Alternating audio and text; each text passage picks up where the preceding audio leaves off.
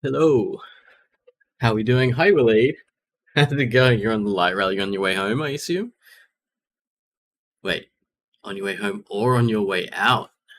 I just remembered you live where you study, so you may you may be on your way somewhere. Hey, Dean, how's it going?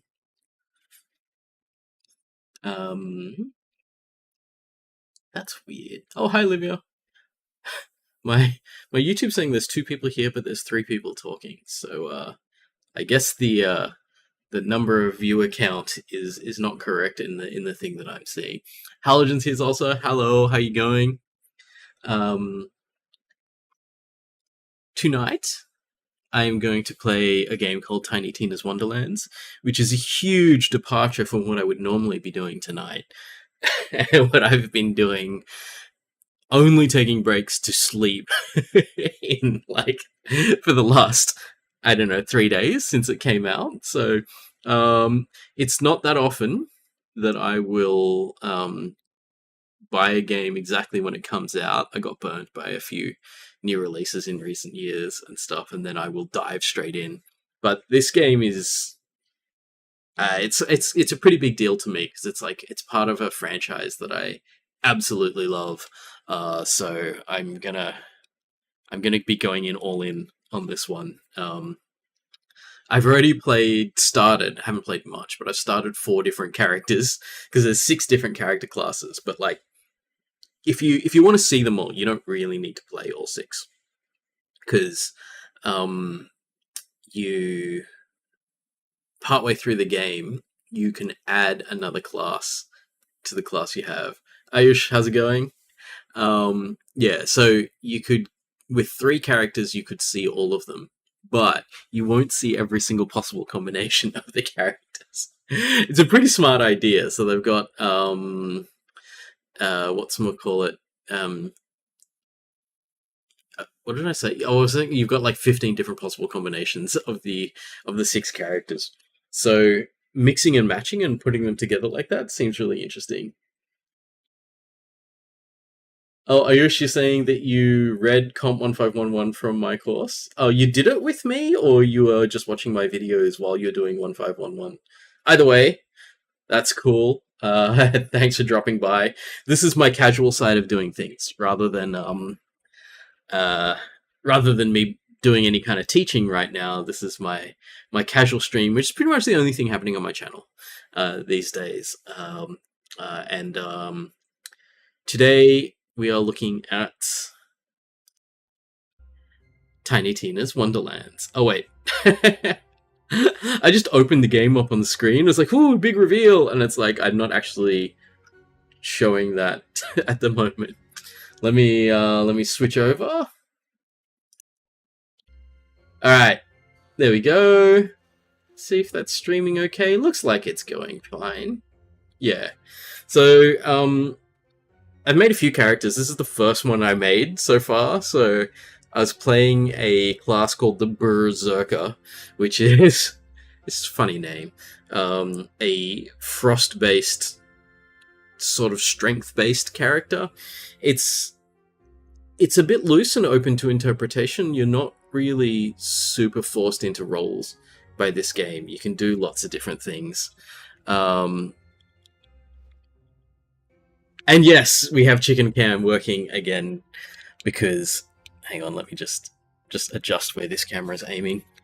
So if I'm gaming here, yeah, that'll be fine.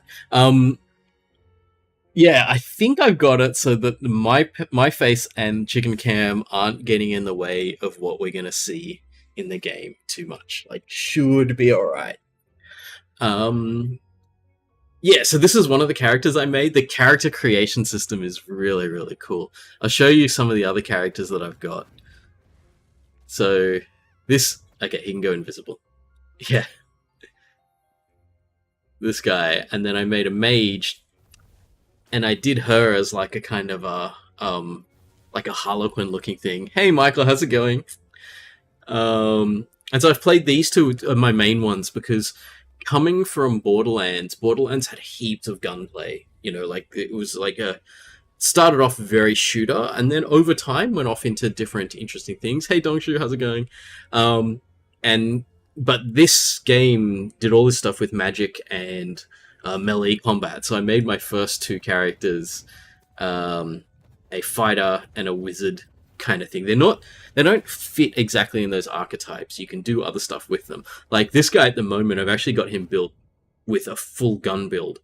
So I actually, because I picked up a really nice gun, and so I just built around that.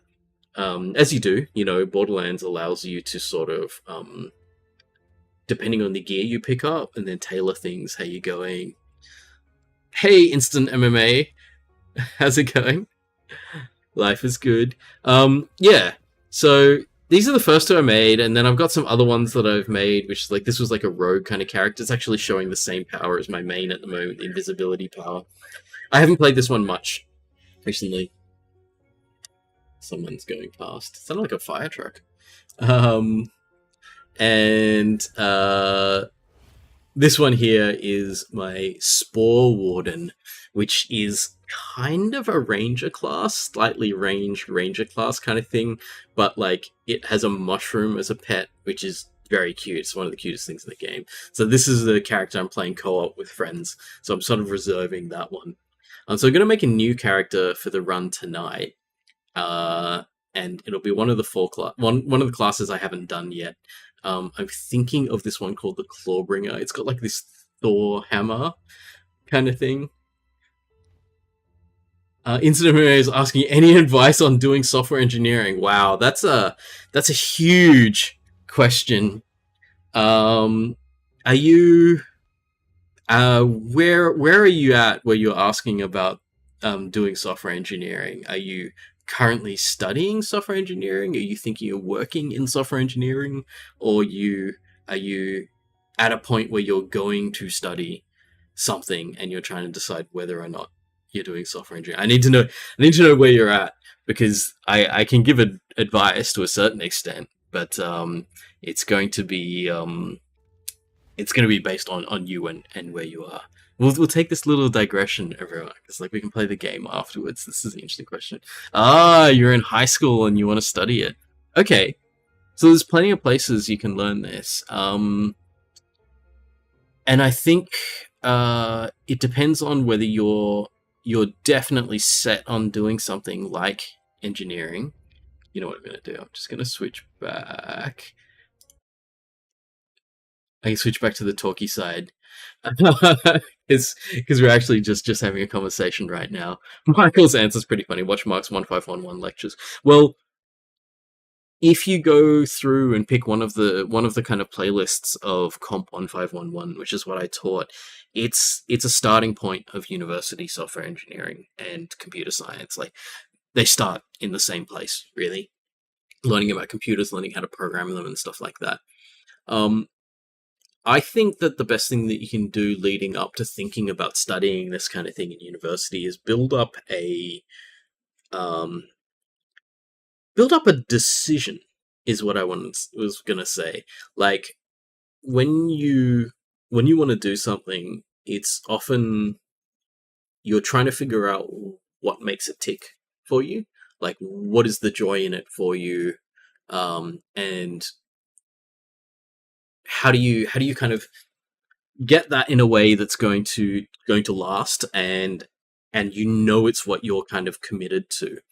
So oftentimes the biggest thing about learning something is whether you're committed to it or not. It's not even like your aptitude towards it or anything like that. It's like if you've decided you want something, then nothing's really going to get in your way. Only time. But time is something you spend in order to get good at things. So I reckon yeah, you already like coding and solving problems. That's really cool. I reckon there's a bunch of little things you can do online to learn a bit about it. I don't know how much coding you've done already. Like, there's some really beginner's level coding stuff, but sounds like you're already enjoying it. And yeah, as Michael's saying, and Dean, these are like, you can tell because they're mods here that they actually taught for me when I was a lecturer, that if you like coding, problem solving, and you're good at maths too, it's the kind of thing where you're sounding like you you want it and you've got an aptitude for it, which is kind of a perfect combination. Um, so what was I going to say? Things you can do to pick up experience in it. Um, I'm trying to think of like high school level coding courses, things that you could even teach yourself from online courses and stuff. I don't know that many of them. I mean, you can obviously watch some stuff on my channel and start thinking about setting things up. Um, Michael, do you know? No, you'd be out of the loop now on this. I'm just wondering if anyone knows of any any high school program stuff that's happening at the moment. You want to start simple? Yeah, I think Michael's idea of doing stuff like Code Academy Python is stuff like that.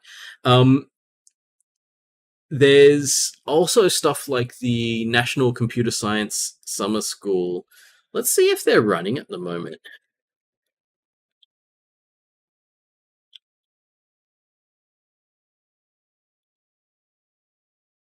I wonder if this will get us to the one, Uni of Melbourne. I mean, this is it, but this is just a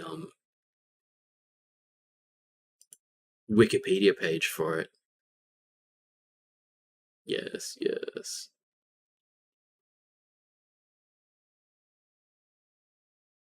Uni of Sydney, this is the one I'm thinking of. Oh, Uni of Melbourne has one as well. Do they have links to it? There we go. Oh no.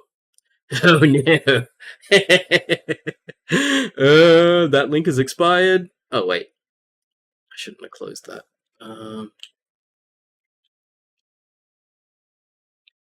NCSS is running next year at UNSW. Didn't run this year due to some dispute that resulted in jumping ship to UNSW. Oh my god. That's pretty funny. Anyway, so I would definitely look into that. I think that going to the summer school might be really cool.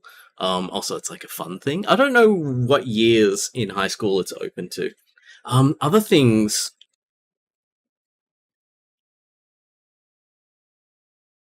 Did I just spell that? Code Academy. There you go. Code Academy might be really cool. There may be some free, like, basic courses in here that you could do. And there is a course, actually, like Dongju is saying, that there's a high school course that's actually me. So it's quite funny because if you do the UNSW based high school computing course, I don't know which schools have access to it. Not all schools do, but it's actually my lectures that go out on that one. So this is a new one called HS1511.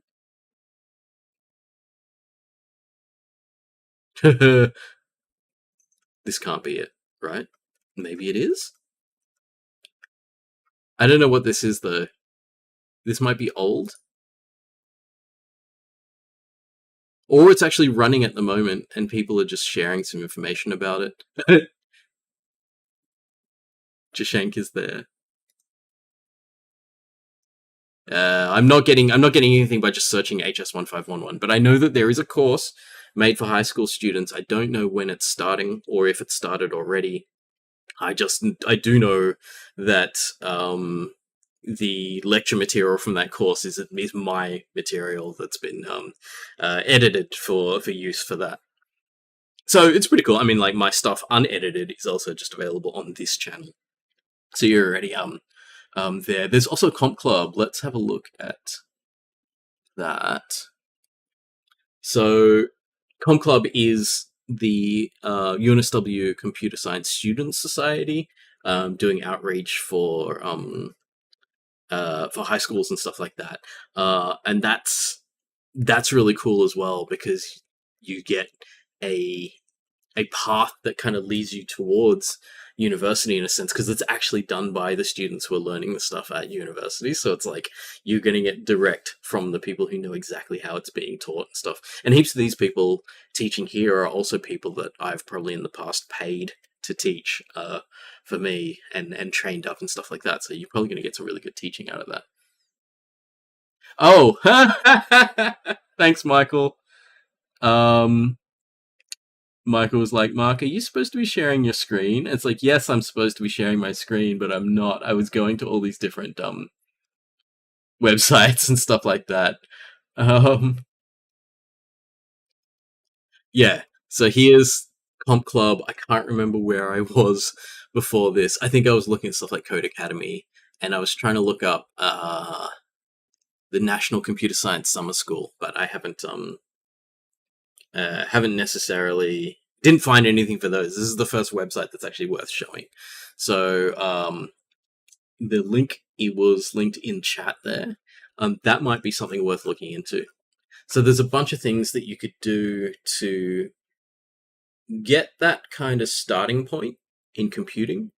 And it's nice to have seen a bit of it before you hit university. University, the way that we get educated at university tends to be reasonably high density in terms of like the information comes hard and fast, right?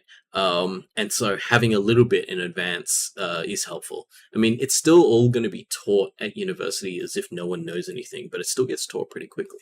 So if you have some idea of just the context that you're going to be in, it's pretty cool. So something like this would be really, really good, I think. And I'm sure this isn't the only one that does it. Let me see if I can look it up.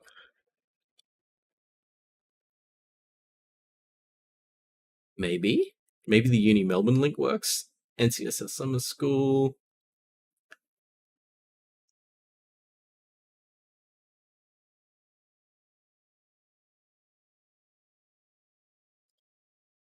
No, it's the same as before. I tried to click on it and the link is not there. So whatever this website used to be, they haven't put it back up yet, I guess.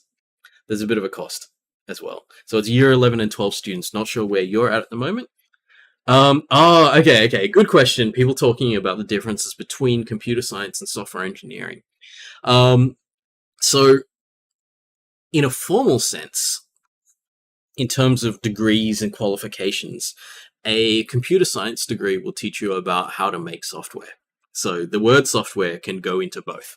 We'll teach you how to work with computers and write software and things like that. Software engineering will add on a little bit to that with the whole engineering process. So the idea of what capital E engineering is this kind of pursuit of problem solving long term.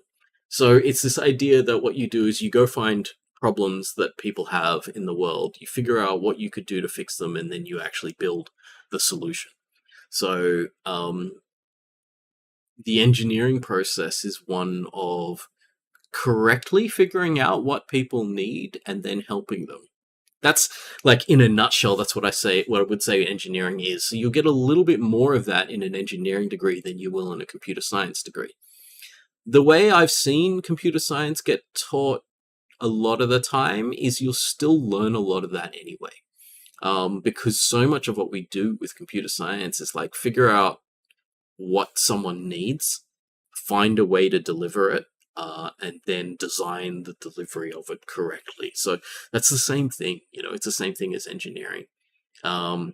I don't know if that's particular to where I studied and where I taught, which was UNSW, where computer science is taught by an engineering faculty. I don't know, actually off the top of my head, of places where computer science is taught by science faculty. Science is more about the discovery of knowledge than it is about the application of solutions to problems. So that's the kind of theoretical difference between the two.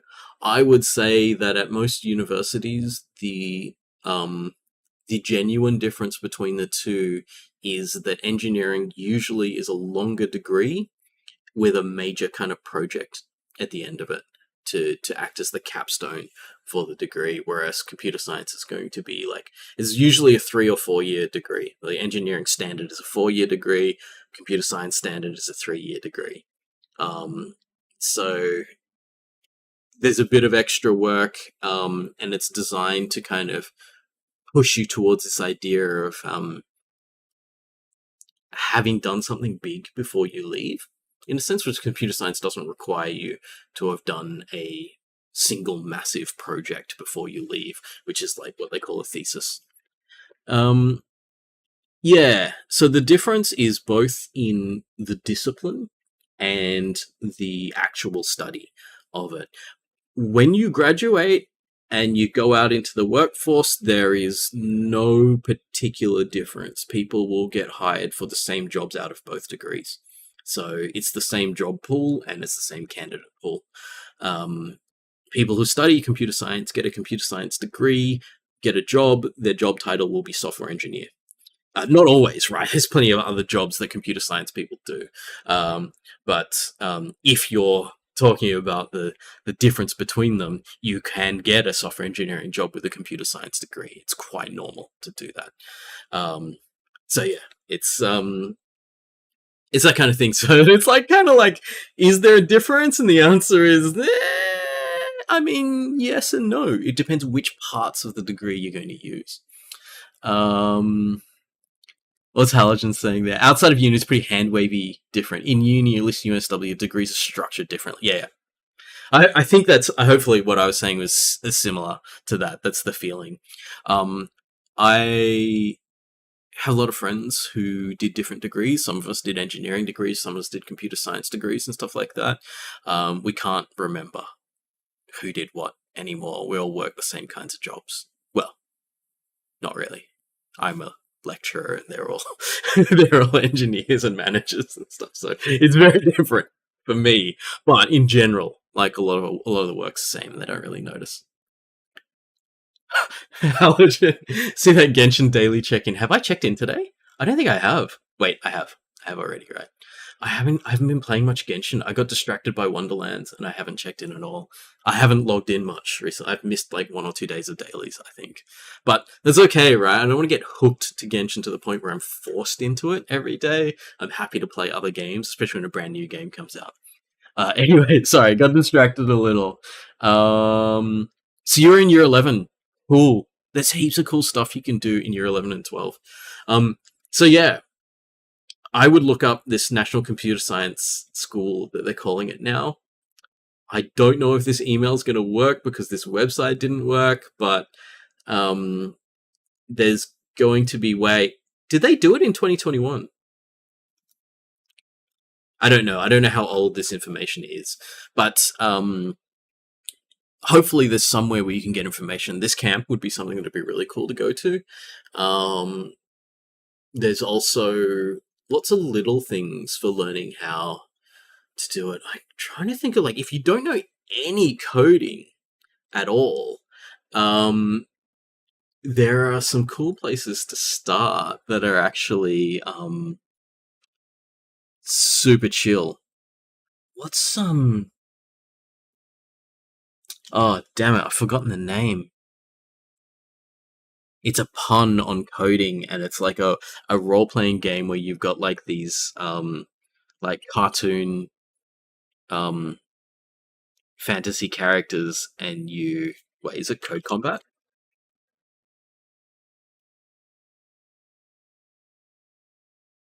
Yes, this one. Let's go from the student direction. Yeah, and you just play this game. I would not subscribe right now. And it's actually like, it's set up like a game. You can just go through the levels and play it. But it's hilarious because stealthily while you're playing this game, what you're actually doing is learning how to code. So I was like, so this is like I actually played it for a while, but I mean, it's kind of like unfair when you already know how to do everything and then you play it, right?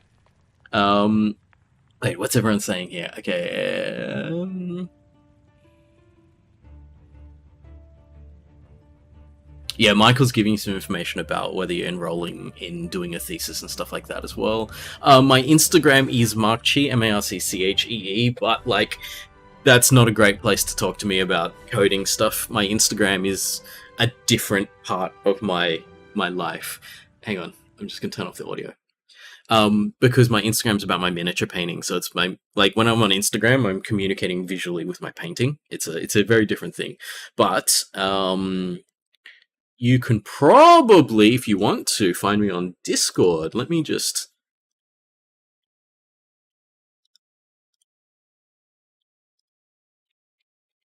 There's a link to my Discord, which is linked to this channel. It's all part of the same thing. Actually, I need to turn the audio off there because I'm getting it in my ears. Just gonna take the headphones off. I don't need them right now because I'm not gaming. Yeah. So have a chat. You can reach out to me on Discord and talk about like what your options are. But I found this thing to be actually heaps of fun because you're playing this RPG, you're going and you're leveling up and all this kind of stuff, but you're actually learning all these code structures, all these logical code structures, and like I love sneaking in expertise in a profession, in something that you can do in a really chill manner. I don't know if you're a gamer or not. If you like computer games, there's heaps of computer games that are sneakily teaching you how to code. So this is one of them. This is very, very much about learning how to code. But there's other ones that are like just games, but have genuine programming in them. So there's a lot of interesting stuff like that. One of my favorites, which was the very first thing I streamed on this channel, this one called Human Resource Machine. Very cool game, where you give these instructions to this little person and they have to do things. And it gives you these different problems that you have to solve and things like that, and you're accidentally learning one of like a genuine programming language by the end of it. The downside to those of you who know computing is the language you learn in this is assembler, which is actually one of the hardest languages to get your head around, which is quite funny that it's the one that's in this game. But yeah, you can learn some really interesting stuff like that.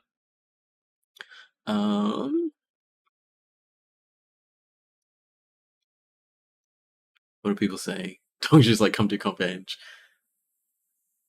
Haljan mentioned courses have different requirement because Senge is accredited by Engineers Australia, but computing is not. Yeah, I don't think that's going to make that much difference. But yeah, there's different levels of which official bodies have given the rubber stamp to that institution to be able to teach that course. So UNSW's like that.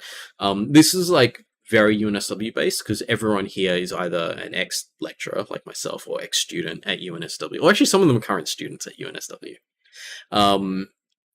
So our channel's very much based on what UNSW does, but there's other places in Australia to learn about software engineering. I didn't even check if you're in Australia. I just assumed, because we're talking about high school and the years and stuff like that. I don't even know if you're based in Sydney, because if you're based in Sydney, then a lot of the stuff is relevant. If not, you need to look up resources. But, I mean, if you're in Melbourne, this is the Uni Melbourne one. So Uni Melbourne does computer science summer school as well.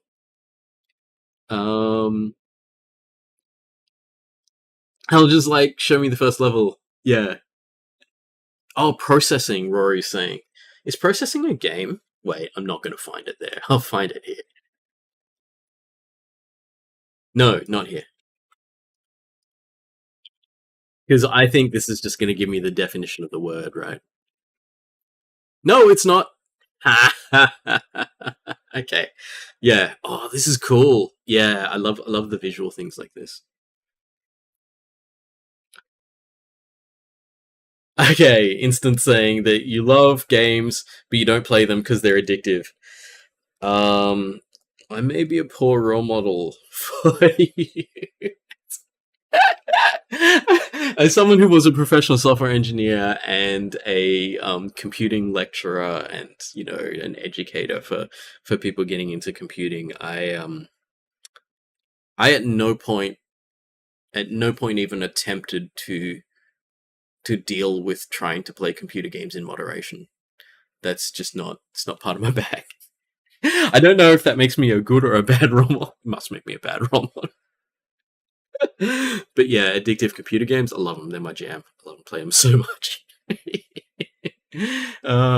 Okay.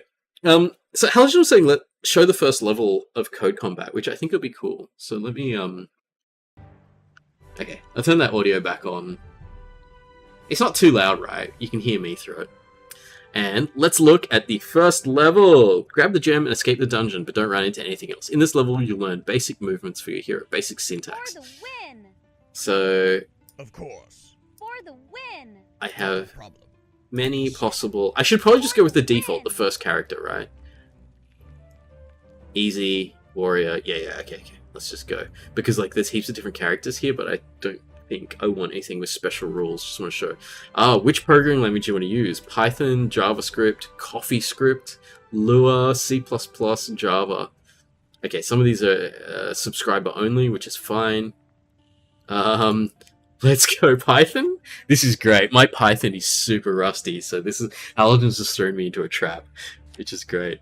Okay, double click to equip. So for the moment, we're just very gamey, right? Like, it's still just a game.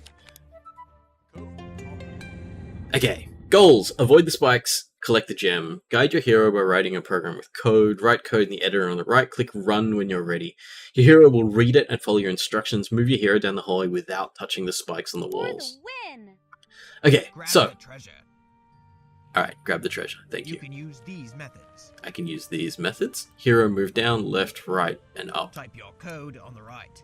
Type my code on the right. So, Python is super rusty. Rust is another programming language, by the way, in case anyone didn't know that. Donju obviously loves CoffeeScript. Okay. So, I can move right. Are they going to let me copy it? I'm going to Control V. Oh, that's the Discord link. Fine, I'll type it in. Alright, it's got autocomplete. Okay, so we're going to move right, then we're going to move down, and then we're going to move right. I assume that I don't have to say how far we're going. It's just going to move to this next spot. So right, down, right. That should be it, right? Let's run this and see if it works. Yeah. So, very simple to begin with, but what we're learning here is that a sequence of commands happens in line order, one after the next, and each one of these things is going to actually, like, execute this kind of command. And it's actually already teaching so much in that what you do is you write a set of instructions, and then the computer will follow the instructions that you've written when you run it. And it's interesting because we need to learn about that separation, right? Because on the one hand, it's creating the recipe that the... Oh, it's trying to give me hints because I'm taking too long to do things. So it's... you write the procedure for the computer to carry out, then at a different time the computer carries out the procedure. So it's like this separation between preparation and execution, in a sense, which is really fundamental to a lot of programming. So it's like, even in this, seems super simple, it's actually teaching you heaps. Okay. And I got some XP! And I got some new items and stuff. Yeah, see, like, I love it, because it's just like, it scratches an itch. I love these games.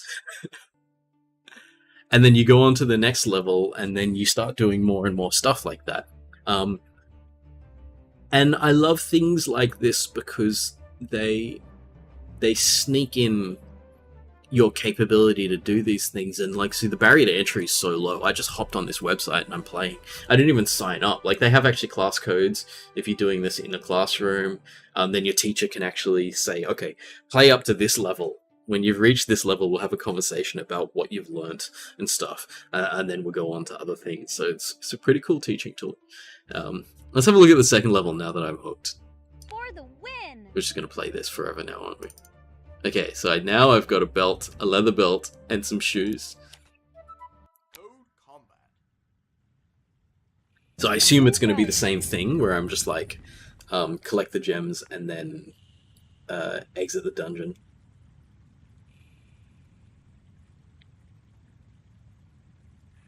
So, just movement, I think. We're going to move right to there, then we're going to move down, and then up, right, I think. Should be it. So, right, then down. I was hoping that there would be some way that I could just... Oh, wait, can I drag it? No, alright. They're trying to make sure that we code properly, which is actually typing this stuff in. Okay, so we move right, then we move down. Then we move up. Then I'm going to move up again. So, right, down, up, right.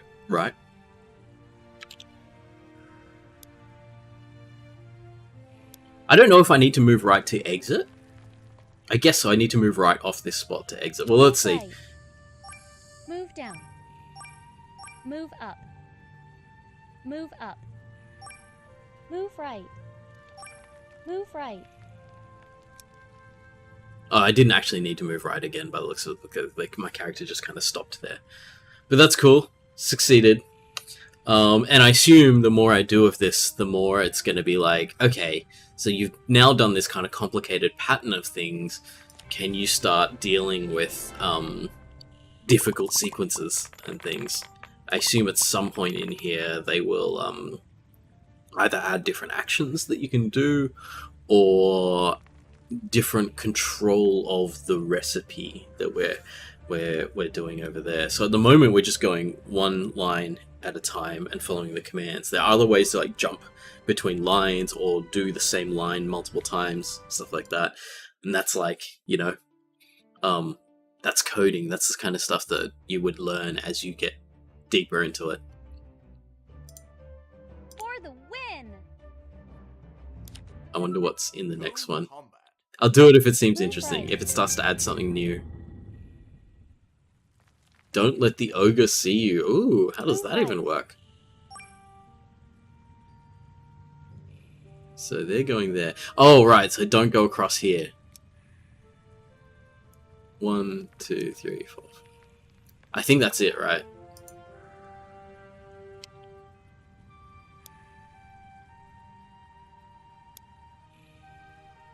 Down. Right. So I think I should be able to take that path that goes up and over. Move right. Move up. So they've added a little bit of difficulty here, but it's still not that difficult. Like when you think about this in terms of like playing a game, this would be pretty easy. And as you go on, I'm sure they will start teaching interesting things. I don't think I can jump to the bits. I kind of like, for those of you who who know me for programming stuff, I keep wanting to jump to like if-else statements and loops and stuff like that, but like I don't know when that appears. I won't keep playing this. There's another game I was going to play tonight. But yeah, hopefully Instant MMA, this is like enough information. Like there's practical things you can do playing games like this, and then there's like longer term career wise things you can do by checking out how the different universities do things. So CSCSOC will give you an idea about how New South Wales does things. The National Computer Science Summer School used to be run by Sydney Uni, so you'd get a feel of that, but I think now it's moving to UNSW, which means it's just more UNSW, but there's other stuff that you can learn from. And there's also options for more complicated games and things that you can learn about how to code. So it's a matter of just sort of jumping in on this kind of stuff and seeing what you can learn out of it. Hope that helped. Little impromptu how to get into computer science from everyone, which is always fun. Always fun. All right. We're gonna go into Wonderlands now. Yeah, so I was just talking about the different characters that I was playing before Instant MMO asked a question that we could not answer. I think it was a question we had to answer, and it was like, that's kind of cool. It's been a while since I've done that kind of thing. Um, it was interesting because like I've been drifting. I think since I left UNSW, I haven't really been doing any work or anything like super fulfilling or anything like that, other than just playing games and things. Been wondering about trying to set up some kind of mentoring thing where I can help people, either my like past students or other people and stuff. Whether it's a tutoring thing or it's more of an advice like that about how to get places that you want to be and stuff like that. Just feeling like maybe I should do something like that. Seems like a good thing to do. But anyway, let's play some games. Even though I was already playing a game before. I'm gonna start a new game so you can see what the game's like from the beginning. I play on Intense. You don't have to. Like, you can totally play on any of the difficulties. I tend to play on Intense because I've spent so much time in the franchise, like in Borderlands games and things, that there's a lot that's just kind of instinctive and flows for me. So I'm gonna start here, and we'll have a little cutscene. I wonder I hope this game's open for streaming. Like, there's been enough issues with other games. Actually, no, I'm not monetizing this video, so it doesn't matter. But like other games that had soundtrack music on them that was specific copyrighted music was allowed for them to use in the game, but not necessarily on YouTube. Allergen. Too epic for gamer to not play Intense. This is like the only game I'm good at.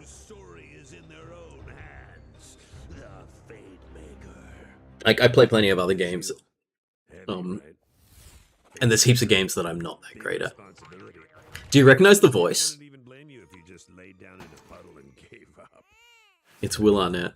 But if not, if you try and prove yourself as Fate Maker, then heed the warning I give all heroes. Together you fight. Together you shall fall.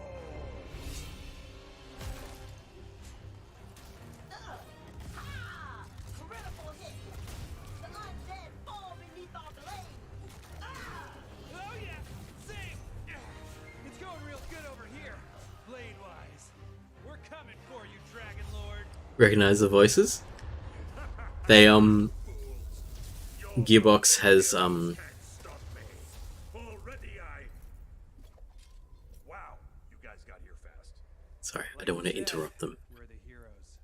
I am Valentine, gallant adventurer. The scary stabby one is Fred. I keep wanting him to say 99! That's the newbie. It's their first adventure. Oh, come on. Their figure isn't even fully painted. I laughed at that bit. We're here to As a miniature painter. the soul energy. Fools! I've already absorbed all of the soul energy. I'm invincible! Oh man, sorry, newbie. We missed the soul energy. Castles will burn. Babies will cry. More than usual. My skeleton armies will wash over the lands. Looking bad. How do we win this? We attack together.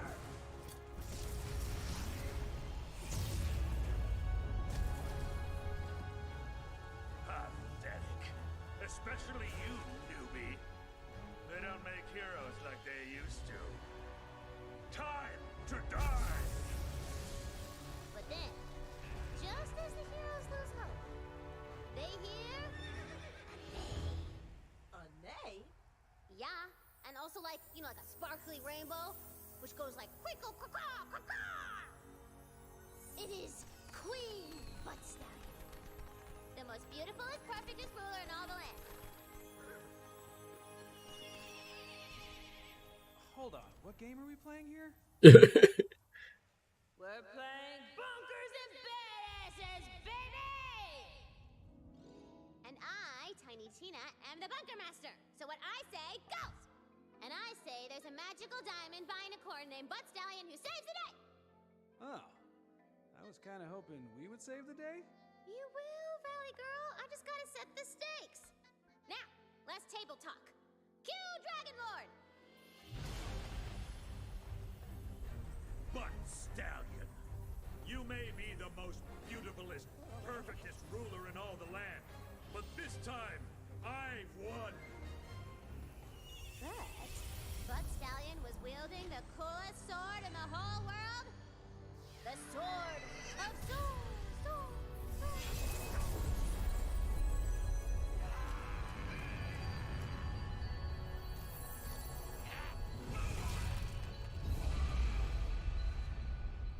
Oh, would you? I just made those skeletons. No! No! I curse you, Valentine! I curse you, Fret! And most of all, I curse you, newbie! Whatever your name is, I will return and finally rid this world of heroes! And with that, the Dragon Lord was defeated. For now. Exposition complete! Who's ready to rickety roleplay? Yeah, might as well. We're stranded here after that mountain totally jumped out at our ship. Yeah, he crashed it. I'm in. I love bunkers and badasses. I've already got a level 40 character. No. We are making all new characters. This is the newbie's first game, and I'm gonna make sure it's an adventure they'll never forget. You ready, newbie? Time for character sheets, baby! Yay. I love it, like, attaching the kind of Dungeons and Dragons theme to Borderlands. Yeah, so very, very cool that Gearbox has decided to pull in some celebrity voice actors and pulled in some people that can really pull it, like Will Arnett, Andy Samberg, and Wanda Sykes as the three main voices. Very, very cool. So there's a lot of really cool interaction. Yes, don't you saying, can you turn the game audio up a bit? I can. Alright, there we go. It's a bit louder now, I hope. So, choosing a class, it's interesting because the classes are not super specific. They give you lots of options, so you don't have to, like, this Stabomancer kind of feels like it's a melee stealth class, but there's many ways you can play it. Clawbringer has sort of elemental damage. This is one I know the least about, actually, which I might play this one because I know the least about it. Spellshot is very, very mage-like, but as you can see in the name, they use guns as well. So guns in between spells. It's pretty cool. I played that character before. I kind of like it. Graveborn is like your classic necromancer style thing. They use a lot of their own health for their powers. Spore Warden, I think I was talking about the Spore Warden earlier. They've got a mushroom that goes around and fights for them. It's pretty funny, there's a power you can give the mushroom that makes it fart. So it farts poisonous gas in a cloud around itself. It's pretty funny. Berserker is the one I've played a fair bit of. It's like a frost character. And the sort of starting idea for the character is a kind of a frontline melee character with frost abilities. Right, so that's the 6. I think I said I was going to play Clawbringer. I like the idea of Clawbringer, so I might start it. This is just picking the class, though, because there's heaps of stuff yet to do. So, the character creator is a lot of fun. It's not quite a Mass Effect or a Skyrim level, but it's pretty good. It's harder to make something that drops itself immediately and very deeply into the uncanny valley in this game, because nothing's that realistic anyway. So Body shapes. I don't know which one my Clawbringer should be. Maybe I'll use that one. Not too big though. You can make the head size difference. Even here, they don't let things get too out of hand. The voices are cool as well. Like, I was quite impressed that there are, I think, 6 or 8 different voices, which means they've done a lot of voice acting for this game. Rawr, you animal, you. Gods, you're good. Now that is a look. What suits me? I could do with a change. I must evolve yet again. I must evolve yet again. I make heroism look good. Ha ha! Now this is the look of a hero. That one makes me laugh. Maybe I'll go for that one. Because it's very, very knightly. I guess that's why it's called gallant. And you can change the pitch. Ha! Justice is always in fashion. Oh yeah, I've got the goods. I'm not sure where they should be. Somewhere in the middle. I make heroism look good. Yeah. Alright, this one's feeling like a he/him. It's kind of cool that you can put pronouns in. I don't know yet, though. I haven't changed the face or anything like that, so we'll see. Okay, body and personality. Facial features. So there's lots of different shapes heads.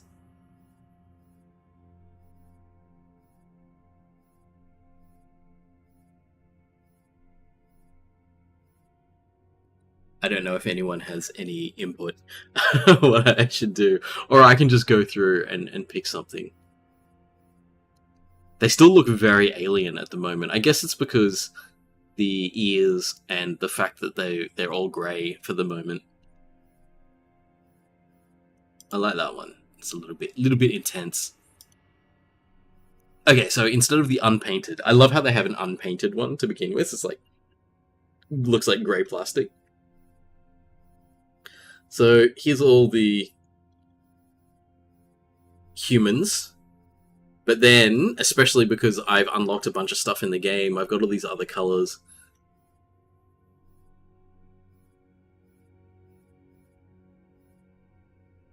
One made out of diamond, I think?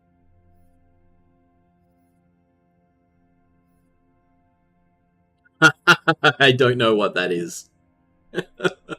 Squamata. I don't know. I think a friend of mine was running this one, and I was like, What is your face? Is your face made of corn? Or cobblestones? I don't get it.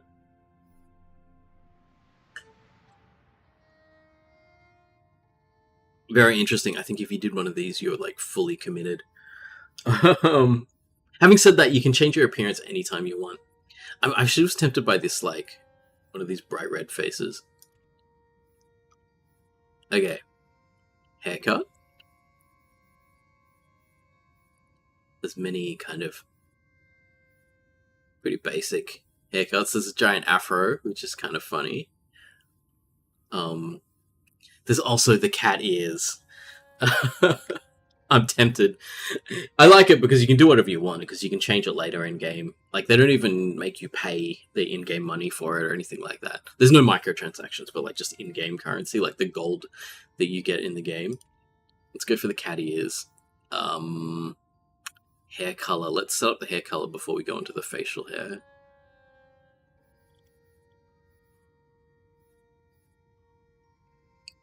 Get a cyan. Sea green. There's a dark blue there. There's a whole bunch of natural hair colors, but you know, they're a bit boring. I think one of the cooler colors to offset the reddy orange skin. This one? This one. Ooh, that's got some nice contrast. Yeah. Let's go for that. I don't know why my ears are still grey though. I thought they should have copied the skin color. Unless they're not real ears. Maybe there's something else. It doesn't appear to be any ear color thing anyway. Oh well, let's leave them grey if they're going to be grey. Facial hair and masks. So there's a couple of lovely mustachios here. Ooh, and scary masks. I think I've put one of these masks on one of my characters before. I kind of want one of these handlebars. It doesn't quite fit with the cat ears though, does it?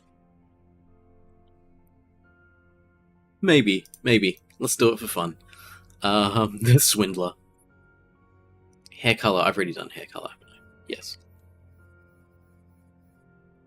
Ear symmetry. I don't think there's any ears going on because my ears are on top of my head now. I wonder if the ear color will get picked up off the armor color so that it matches the armor, but I don't know. We'll see. Nose I can do though.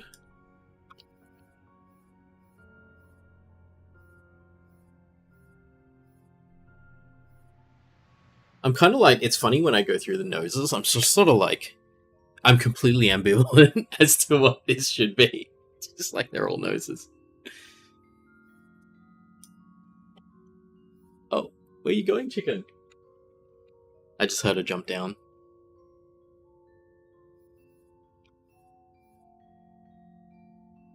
I guess you can do other kind of noses. Ha, that's funny. Alright, we're gonna do the weird nose with the it appears to be a steel bar across it. Nose size. Somewhere around medium.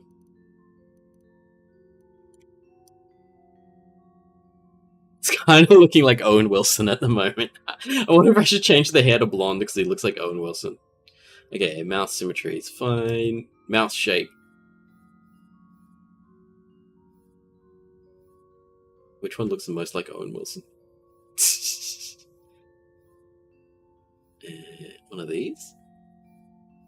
That one? I actually don't know. I can't just off the top of my head remember what Owen Wilson's mouth looks like. Maybe these chunky lips. I have no idea. Oh, he's got like a crooked mouth, doesn't he?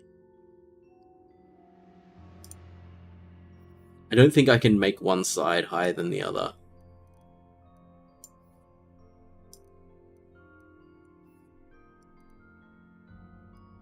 Yeah. Who knows? Okay, eyes. Wait, eyebrows? Let's do eyebrows first. Big, bushy, gigantic, bushy eyebrows? Eyebrows that appear to be spikes. I don't think so. I think maybe something like that. Like that. Like that. Like that. Alright. Where was I? Eyebrows. Eye symmetry, eyebrows, eyelashes. Do I want eyelashes?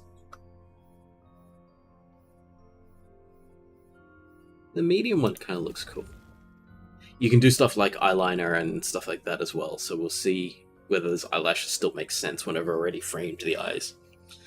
Eye shape. So there's plenty of different eye shapes here. Ooh, different levels of angry. As it gets bigger. Oh my god. Really angry person. I actually kind of like the midway to angry.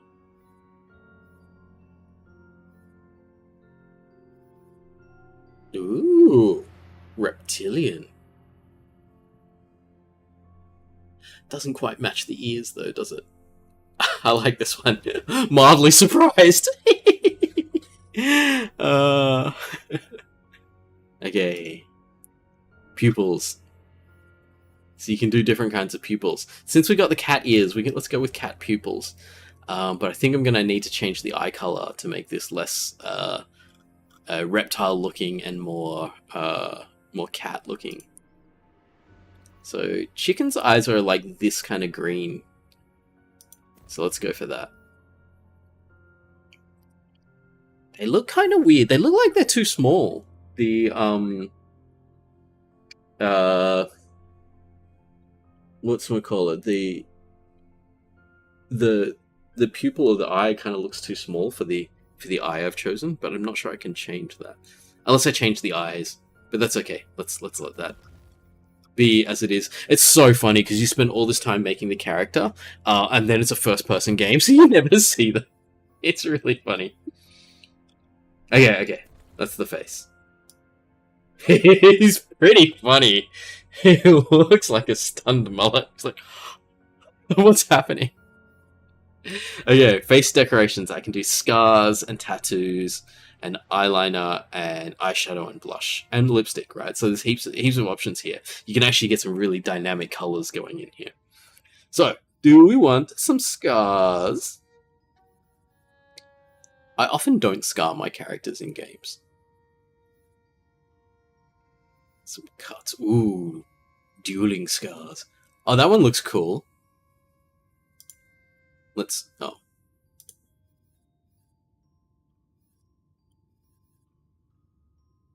That just looks like Monster Energy drink scars. Something on the forehead that we can't quite see. This is like ritual scarring. Ooh, very full on. I'm gonna go with this one because it's kind of cool. It looks like a scratch. Flip scar. I can put it on the other side. I don't know which side I prefer it on, so we'll just leave it there. Oh, the scar doesn't have a color. Well, I guess a scar's a scar, right? It's going to be based on the skin color. Ouch.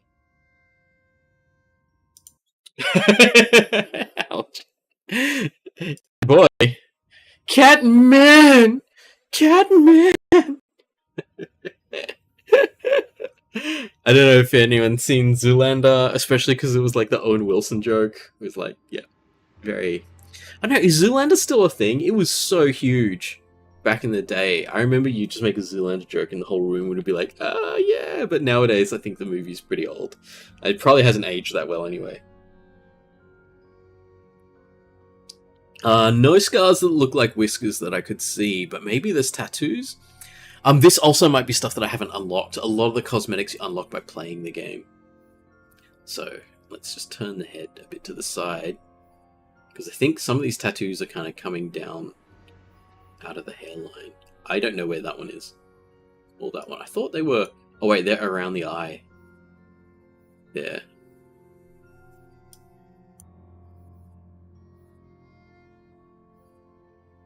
I don't know if I want any of these facial tattoos. They seem a little bit...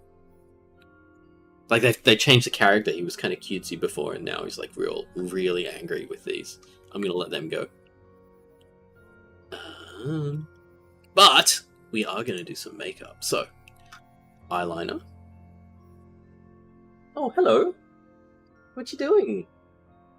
Want to come sit with me?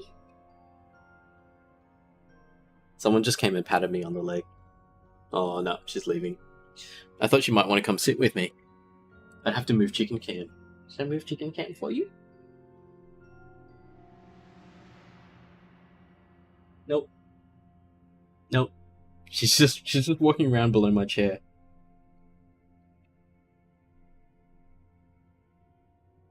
Just moving chicken cam down here.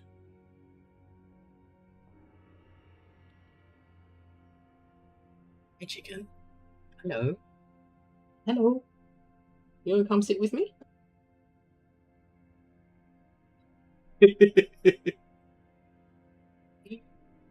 Chicken. Come, chicken. It's kind of funny. It'll like take her a little while to decide that this is okay, and then she'll hop up and sit on the chair next to me. Just waiting to see if she thinks it's okay or not. I could pick her up and put her here, but then... oh, there we are. Hello. Yeah, let's move this over here. Go to the camera, chicken.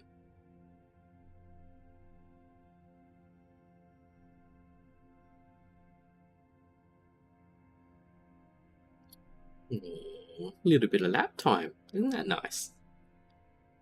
Let's move stuff out of the way. This is one of the nice things about having a wireless camera. So it's actually my phone that's hooked up to my my streaming stuff via like wireless internet. So it means I can move it around like that without having to deal with cables like my normal webcam is. Shall we sit here? Just discreetly rotating her around so that she's facing the camera. Okay, back to different kinds of eyeliner. So you can get like cool eyeliner that goes like gets pretty artistic. It's not just around the eyes. Stuff like this, spiky things. Doesn't quite match with that scar there. Don't want to necessarily have too much stuff that's on the same angle or just a little bit off that angle. That's pretty cool. If it's like across, it's okay because it crosses those kind of semi-vertical lines. Kind of like that one. That one. Yeah, these diagonals don't really work with the scar. There's little spider webs there. I'll go with this one. It's like fire. Okay. Now, the cool thing.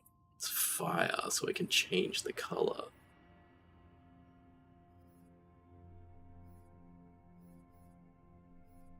Something to contrast against the skin. There, see? Yes! Haha. Okay, eyeshadow. The eyeshadow might not have much room to be a part of this here because there's so much color around that area already. Yeah, we can still make the rest of the eye dark. It's kind of cool. Make the rest of the eye dark and the eyeliner really bright. And then they will pop. Like something like that, even. Let's look at the fancier ones. That's such a Batman kiss kind of look. Or...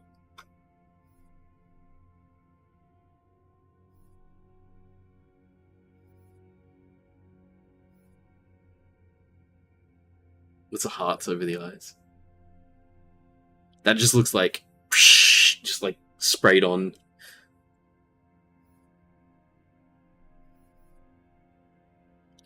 I actually like one of these, which is just all it's doing is darkening the eyes, and then it lets the fire stand out more. Marc is spending a very long time modifying the avatar. Every game is a dress-up game. You try hard enough. Totally. This is the most important part of the game. And any time in the game, you can go back to town and do it again. What other game was it that I did this? And I think I spent ages just stuck in that. Okay, we're nearly done. Blush. Do we want blush? Maybe. Ooh. Ooh. Sith.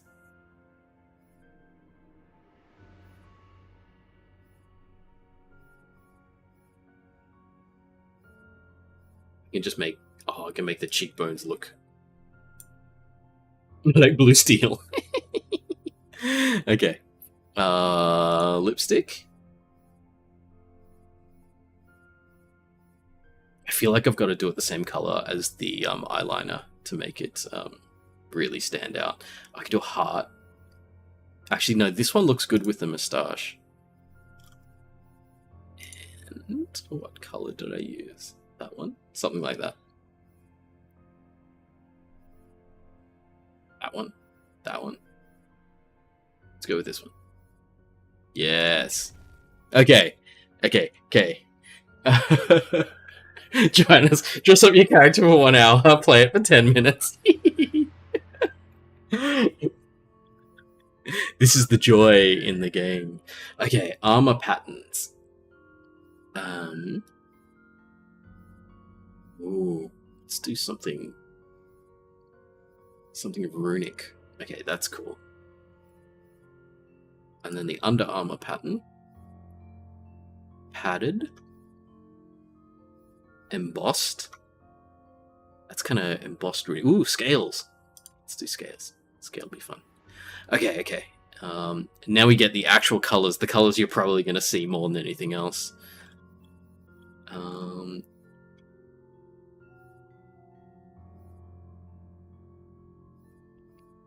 I don't want to lean in on that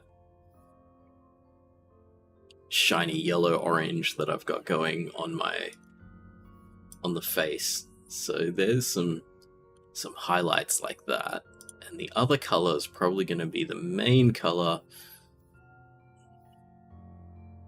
Don't want yellow. I want it to contrast against the yellow. I need a blue or a purple. That just looks like heat stressed metal there. Patterns? No, I don't want more patterns for that particular. Ooh, that's cool. Maybe I do want some patterns. Red. Oh, that was cool. That was cool. That lets the orange stand out. Oh, we found the ear color. Right. Okay, so the ears are not human ears. They're worn because they're picking up the armor color. Alright, that's cool. That's cool. They can be that color. And then the tertiary color, I think, is going to be whichever of these bits are currently grey. Yeah, we can have some pretty strong color here. And I want to make it opposing this orange. Do people know much about color wheels? There's this idea of, like, it's not really, like, scientific, but it's more like humans. I mean, there is a little bit about the light frequency and which colors kind of oppose each other and give us, like, a contrasting kind of look.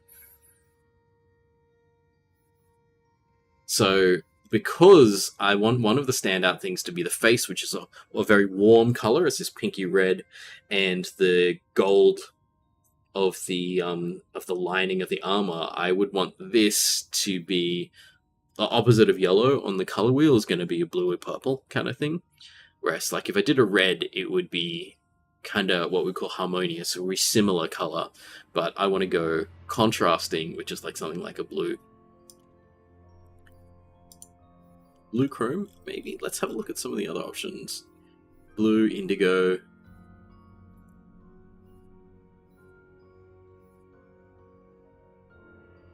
That's the same color I used. Or it could go with the orange. Cool. Are we hopping down? Goodbye, Chicky. I think I want one of these two. Blue seems to match a little better than the purple. So, this is quite funny. This is the, this is what happens when I paint miniatures. Only, if I'm doing it when I'm painting miniatures, it takes way, way longer than this. Because then I will execute the color scheme as well. Alright. I think we're good. We're good. We're ready to continue. Okay. So, now we have, a character background. So this is the village idiot, which is very strong. Let me move my stuff. Oh, the nose accessory takes the metal color. Okay, that's good. That's good. I can deal with that. All right, just give me a second. I just need to shift all of this stuff over here. You're just not going to see me for a bit. Just so that you can see the text that I'm working with here. So, the village idiot is all brawn, heaps of strength, and so in the game, you're going to get certain benefits based on your stats. You actually get to put stat points in as well, but these are your starting stats, which might change what your overall capabilities are. So if I want to just go for a brawn kind of build, crit damage, so you don't crit as much, but when you crit, it's big. That idea of kind of a strength build, I could go with that. Raised by elves, you have light on constitution, but good dexterity. Dexterity is crit chance. I think that's quite a valuable stat for most people. There's a failed monk, which is all intelligence and wisdom, but lacking in strength and dexterity. I actually don't know what stats the Clawbringer class that I picked likes. So we can look at the different possibilities. So this is the recovering inventory hoarder. is smarter, and it's actually just cooldowns, spell and skill cooldowns, but you lose hit points and crit chance for that. That seems like a possibility for this class. I can always come back and change it after I checked what the class likes. I'm going to go with the recovering inventory hoarder because I very much love the looting part of the looter shooter games. So it's telling me that strength is the best. Oh, strength and constitution are the best. I appear to be a bruiser. I don't know if I should have gotten cooldowns. I've actually got negative on one of the stats that I use. Let's go back one. And so, okay, it's telling me that strength and constitution. So village idiot might actually be a good one. No one has positive constitution. So there's... And only one person has positive strength. Like, it depends how gamey I want to be with this. Or I want, like, the best stats for what it thinks my character is good for. Or I pick a background that I thought was fun, like the recovering inventory hoard. I'm going to do this, and I'll just fix it with the points that I put in. So I'm supposed to have strength and constitution. So I didn't realize this was like a warrior kind of class. I thought it was a hybrid. But I'll put some points in so that I'm at least 12 and 12 of those. I probably don't need more points in this one. Let's take it up to... Oh, wait. Okay, 13 of each, and I'll see if I want to... Do I want... Actually, don't know. I might at least bring my dexterity up to base, so it's not... So I've taken out all the negatives. I'm still very much all-rounder at the moment. But I've got some good cooldowns. And some crit damage, and some health. Yeah, whatever. I mean, these percentages are so small. I don't think they're going to make a huge difference. Player name. I don't know what to call it. Okay, let's call it Chicken. Just for fun, because we're on stream. Even though Chicken has gone. Are you back up there? No, she's not. I think she's just... After she came and sat in my chair for a bit, she's gone for a walkabout. Okay. Calling it Chicken, and we're nearly ready to continue. Let me just move my...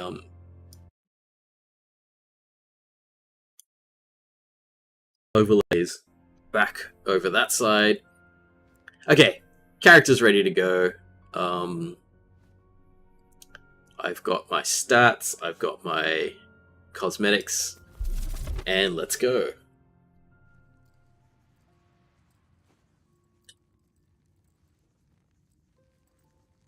Time's up! Okay.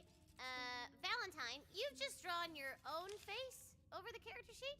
It said draw your hero, and I'm my own hero. Okay.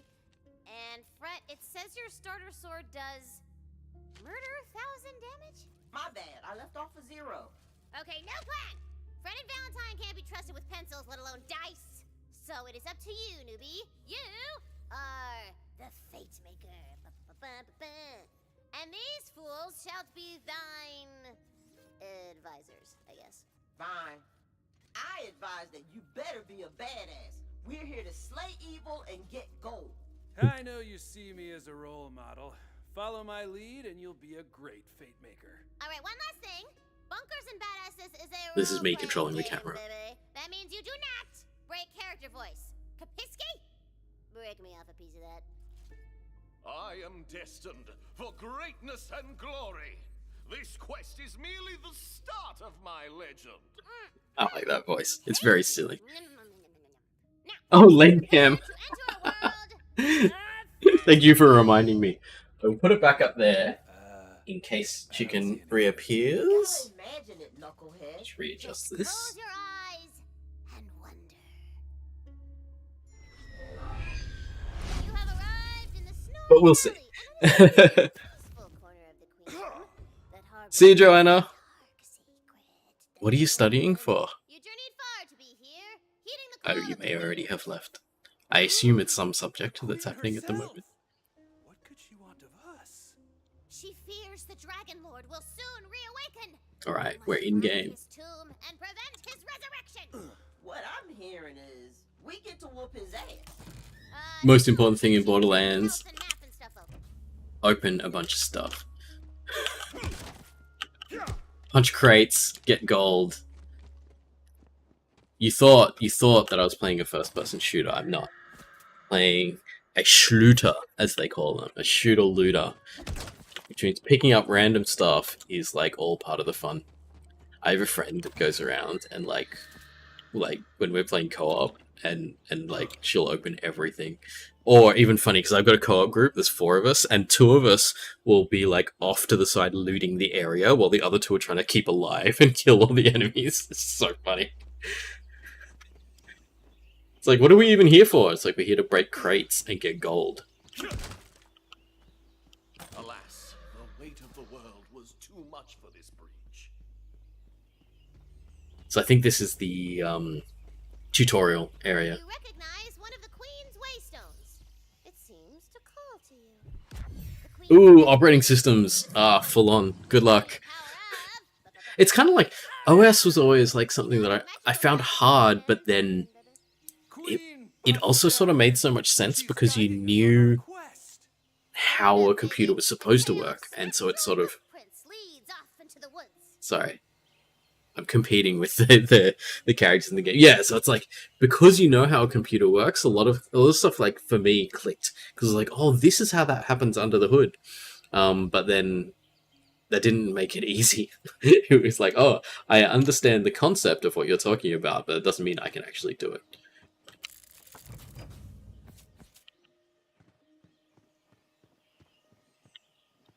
A fallen tree bars your path.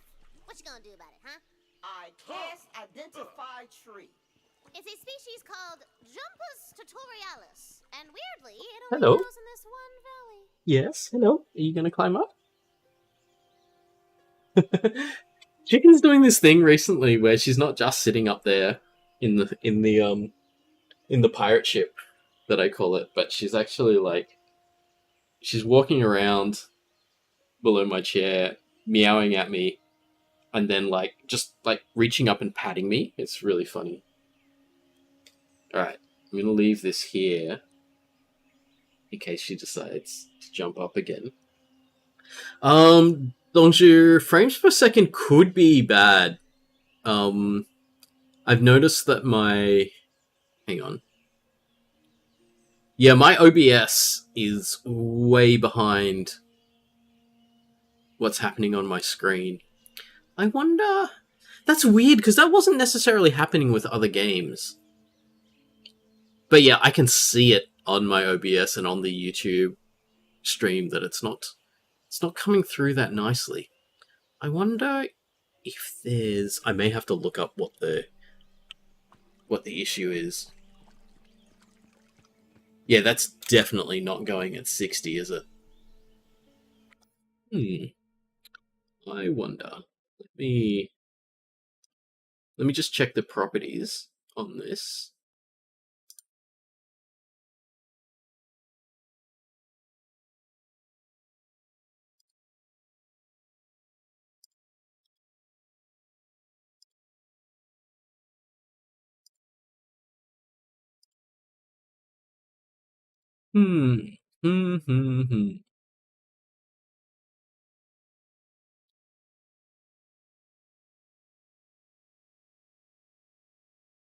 I can't change my video settings right now.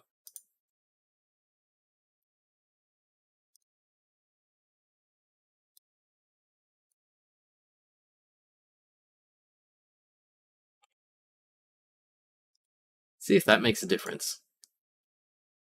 I just increased the bit rate of my video output, but I don't know if that's going to make any difference.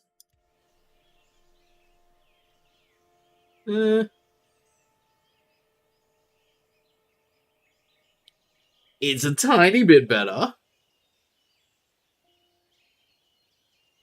Halogen's new off-topic questions. Things about owning a cat that surprised you. I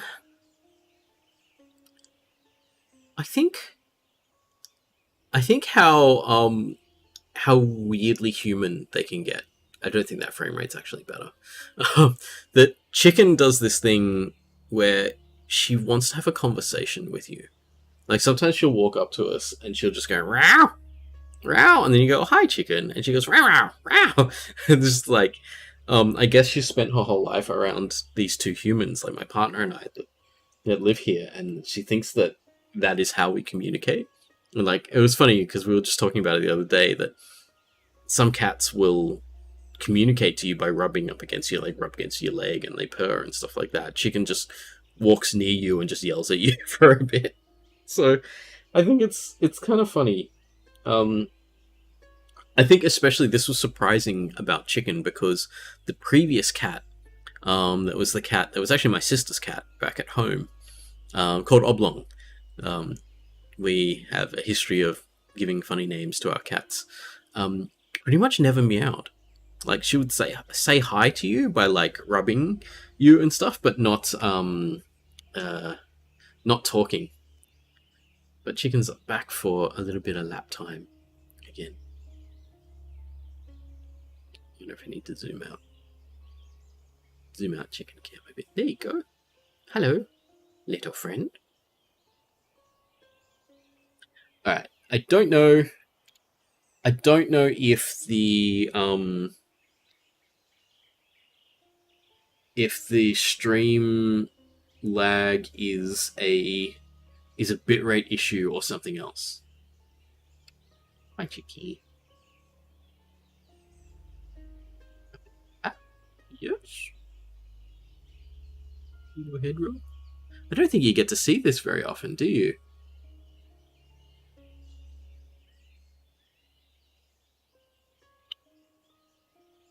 Ugh, little flick. Yes. Little noogie. Full screen versus borderless. Hang on. What am I on at the moment? Full screen. Okay, let's change it to borderless.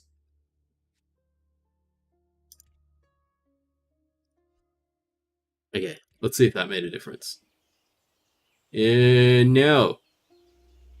No, it is not helping.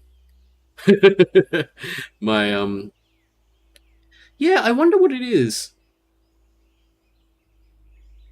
Because it's definitely not. I wonder if is it downsampling or something? I don't know what might be happening that's slowing that down. But it's weird because it doesn't. I don't think it's my upstream because I just upped my upstream a little bit. Hey Nicole, how's it going? But it seems to be like, because it's in OBS on my other monitor, I can see that it's slow. So it's something to do with this game's interaction with OBS, especially because I'm just looking at my settings here, that my GPU is going at 100% at the moment. My CPU is at 30%, which means that I don't know if my encoding is happening in my GPU. Let me check. Also, I don't think I can do this while I'm streaming.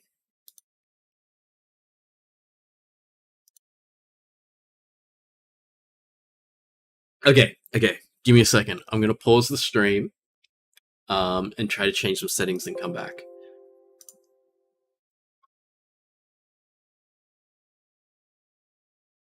Okay, I should be back now. See if YouTube picks it up. Okay. Okay, that worked. So what I did was I switched my streaming from hardware encoding to software encoding, which means it is now loading up the CPU while the GPU is loaded up on the game. So that appears to be quite nice now. Right, I get it. It's a new game. It was using my GPU absolutely to its limit, and I was using my GPU to encode my stream, and so I couldn't use them both at the same time. And so pushing some of the encoding work across to my CPU is helping. Ahead, the glint of edge steel beckons you forward. Some hot lumberjane has left her axe in a stump. Alright, we have a weapon. Like it was meant for me. Love a good axe. Great for cleaving, hacking, even a good old-fashioned chop. A cave mouse sits covered over nearby. What are you doing, chicken? You want to show everyone your bum? Is that what you're doing? Yep. Shameless. Dongju, yeah, NVIDIA encoding moment. It was, definitely. Because that's what I was using before.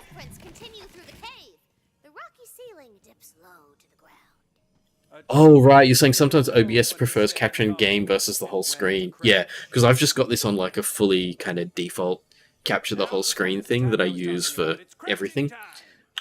But we're good. We're good for now. We're going at 60.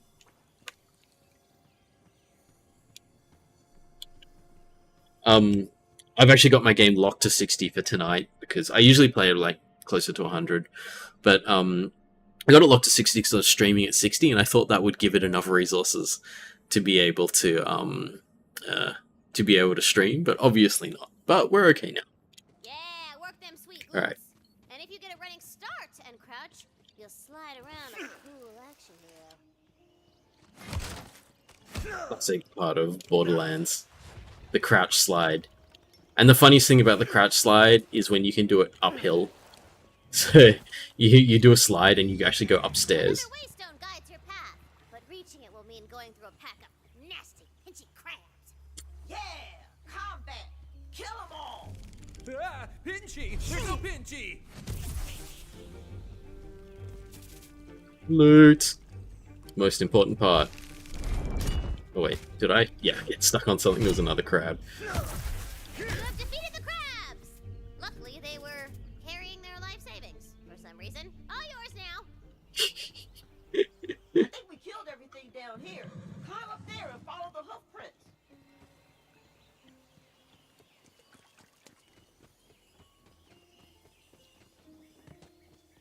So in the previous game, if you jump at something and you can't make it all the way up the jump, you could press jump again and you would just sort of mantle up onto it.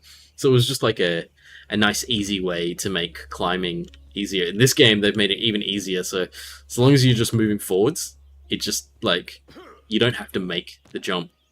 If you get close enough, you'll climb up. It's just this kind of, like, little quality of life thing.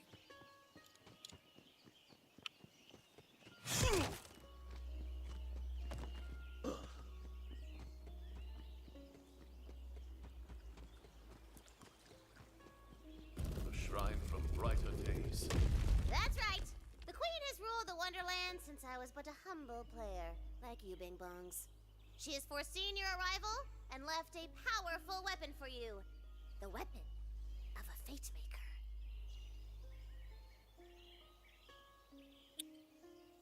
Very cute. I love that chickens decided to come sit here. Oh, no, no. I bothered her just a tiny bit and she's gone.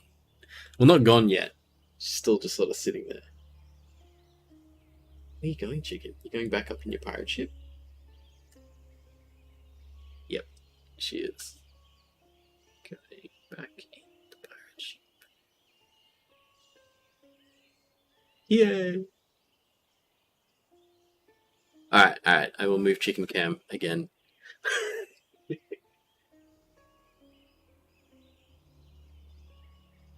that aimed at her? Kind of.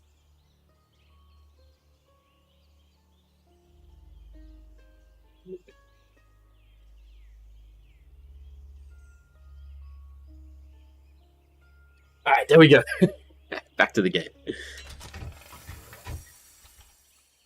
A gun. It's a gun! Well, crossbow. But in the hands of a champion, anything can bring glory. Wait, there's guns in fantasy? You're in Tana's fantasy, baby! How they get away with, like, you know, the fact that this game's been first-person shooters for like a decade now. Village nestled in the bodacious bosom of the valley. They can keep it in the same style. Dark and ancient castle lurks lurkingly. Doubtless the Dragon Lord has made his foul nest within that dark ruin.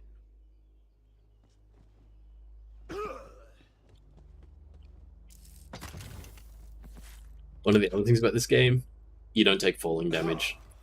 So you can do whatever you want. You will never reach the Dark Master.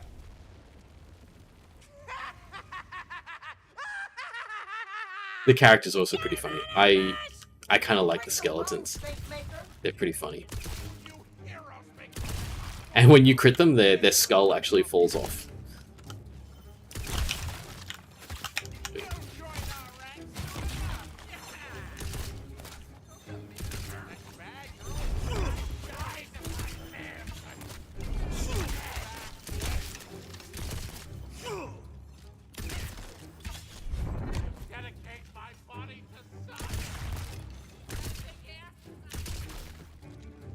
Holy crap, they might reach the Dark Master! I gotta book it! Yeah, whatever he's talking about. There's a loot chest up on that tower. Get them loot! I am Rivula. They're starting to teach you how to To the Dragon Lord. look around for Tell me where loot. his tomb is, or I'll make you a skeleton too! I don't know. So that's that there. I love it. I'm tagging it like I'm in multiplayer. You are so good, skeleton! Spread out, my undead hordes! Wait, I jinxed it? What did I jinx? Helligent, I can't remember what I said, and now I've jinxed something. Oh, right, that was when I said the chicken likes sitting on my lap at the moment, and then she just decided to walk away. Yeah, that was entirely my fault. But she's back in her chicken camp spot. Ooh, you found a ward. That's like a magical shield above your health. Pretty sweet. I love it how they have shields that are like electronic devices in Borderlands, and now they're just magical. But they can keep a lot of the mechanics from the previous games. Like, it is literally a Borderlands sequel, but it has a different name and has different mechanics in it, so it's kind of cool. I like it because there's this spells and melee combat, which is cool. And the spells take place of grenades, because having grenades in a fantasy game kind of doesn't make sense. Sorry, it's impossible. Without explosives! Victory! I'd never lost hope. Ahead, you hear the roar of raging fire and the clackety-clackety of bones! We're here to save the village. Ooh, the village is already ransacked and crawling with skilly men. We're here to avenge the village. The Andy Samberg bits are really funny. I quite enjoy it. I go 4-shot burst on these. No, 4-shot burst is incredibly inaccurate. We're going back to 2-shot burst. So there's like different weapon modes in the same way in other games you might go semi-auto or full auto, but because Borderlands is like very kinda slapstick, it's never like a tactical kind of game.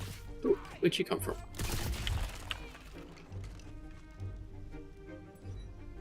Something on the map. Oh, it's a dead body. Okay.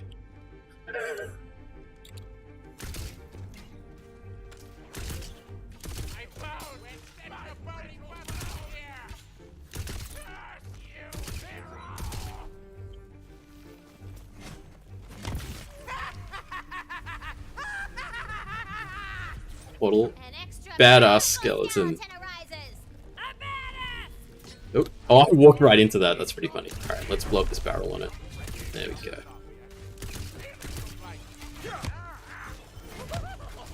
Interesting as well that the melee attacks can kind of stun them out of their attack animation. Oh, no. You got that one off. Oh, dying now. I mean, giant skeleton with giant sword, I probably could have just stayed at distance and shot it, but it's too much fun to swing the axe. Okay, action skills. So this is like an ability that we can use. I won't go into too much detail in that, but... So I've got skills here. Now, Fatemaker summons his hammer and slams it into the ground, dealing melee damage and creating a massive fire nova, dealing fire ability damage to nearby enemies. Fun times. That'll be cool. Alright. I'll get a Wyvern companion at some point. What are we doing? Gun damage, Wyvern damage, deal bonus fire damage? Maximum shield ward capacity? Or melee and Wyvern deal bonus lightning? Oh, fire or lightning? Oh, I don't know which. This is elemental damage. These are the things I'm going to get in the future. Maybe I'll go both. So I'll put 1 point in fire for now, and then later I'll put points in in lightning as well. So that'll be cool. Skill cooldown, crit damage. I think if I want crit damage, I'm going to need crit chance as well. So every time you level up, you get 1 point in the tree and 1 point in your stats. It's alive in the carnage. Does she look bad, baby? She looks like she's about to die. Might as well save her peasant ass. So new gear, swap in. Sometimes when I don't want to think about it, I just look at the item score in the top left. But I've got a massively rapid-fire multi-shot submachine gun here. That'll do well. Oh, it's a revive. Thank you for saving my peasant ass, stranger. How can I ever repay Ass. you? A hero's work is its own reward. I am on a quest to defeat the Dragon Lord. Actually, my objective is to use my action skill as well. Queen would send us a hero. The tomb is in Okay. the below That looks like fun. must hurry before his minions find it. The tomb is inside a crypt. The perfect hiding place. May the queen's favor see your noble quest through. Whew, my peasant ass is Wonder if there's killing any- me. I think there are some secrets here. Oh yeah, here we go.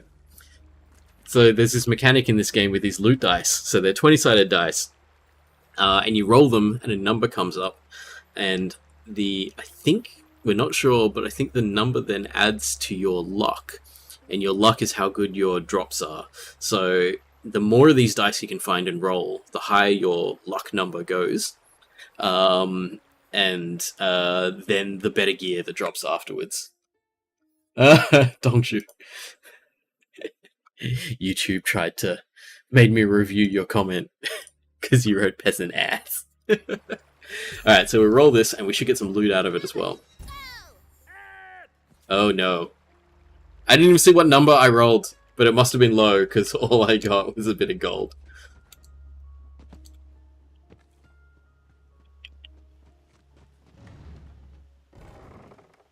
The ruins of Castle Harrowfast are just out yonder. Which is fantasy for saying. It's over there, baby! I sense the dragon I'm lord. gonna hit someone with a hammer. Somewhere beneath these ruins. Yes! Look at them go! Fellow skeleton. Wait. I thought we already beat the Dragon Lord. What? That was forever ago! He's a necromancer! It's hard to legit kill him. After you guys went bony toe-to-toe, Queen Butt Stallion locked his butt away in a dusty tomb for a few hundred years. This new gun's working quite well. So, they have a similar thing to the old Borderlands games where, ooh, everyone's grouped up. That's great. Yeah, similar thing to the old games where, if you hit things with the right element, it does extra damage. And this one has it where the skeletons are more susceptible to cold damage. So having been given this submachine gun that does cold damage, frost damage I think they call it, is really handy. This whatchamacallit, character skill ability is awesome. Everyone loves a good slam a hammer into the ground. Ugh. I did my ground slam move and they climbed up as I did it. There we go. Are you dead? Yes. Oh. People grouped up. It makes a big loud noise as well. Castle Harrowfast is a crumbly ruin. No one is left to walk these halls. No one. So, skeletons. Yes, sir. You're picking up on it.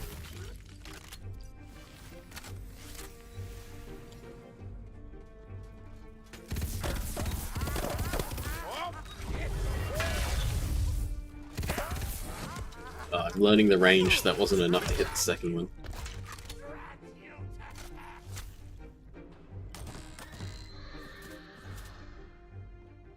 Actually, there's a bunch of secrets around I remember from last time. scrawled upon yonder parchment. Verily, 'tis a poem. Surely the author would be glad to see its safe return. So, lots of little things. Oh, I'll let... Coats laid at the door. Wine set for the guests. Pour, pour. For the rest of that poem, simply walk your little leggy legs to the tavern in Brighthoof. The poet sounds a lot like Orpheus from Hades.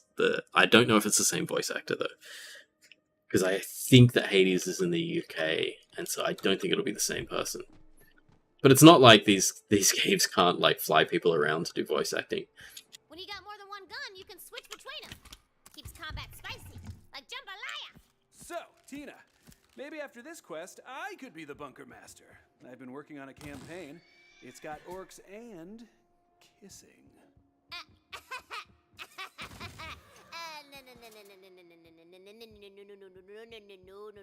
Don't play no more, okay? But it's all good. I got megatons of questicles simmering up in my brain sauce, baby. I love Tina. Tina's like such a fan favorite character from Borderlands. Swap in some guns. Everything is submachine guns. Alright, that's fine. I've probably got heaps of ammo, so it won't matter. That I must have already picked up on a previous run, the cosmetics, so don't need to use it. So that's all the stuff that allowed me to give my character this hilarious color. Oh, it looks completely different now because I'm on low-level armor. But that's okay. Oh, it was a 7. Oh, what if low rolls subtracted from your luck? That would be horrible. There's actually another die out here. I just remember it because like I was playing multiplayer and a friend of mine was like, "Here, it's out here." Is it out here? No, that looks like a death chasm. It's not out there. Risking more skeletons spawning here, but I'll go get the die because I know that it's out here. Because this one's like a classic. Where would the treasure be? Where would the treasure be? It's behind the waterfall!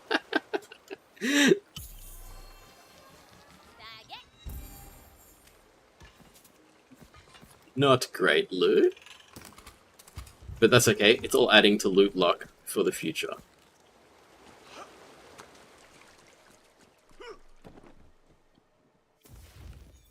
What do we get? Do we get anything useful? It's a higher score than my current melee weapon, but it's not green. Green's just rarity though, right? Maybe item score is better. Actually, it looks like... No, the green one restores health. That's going to be way more useful when I'm in the thick of it. I feel like my 2 submachine guns are the same gun. Slightly different attachments and stuff, but very similar. Yeah, so like there's like following the main story, and then there's going off on getting sidetracked and trying to find different things. Oh, up there. Oh, I may have to fight people first. Too early. I had hammer. That is so satisfying. The big animation and this massive clang when it lands.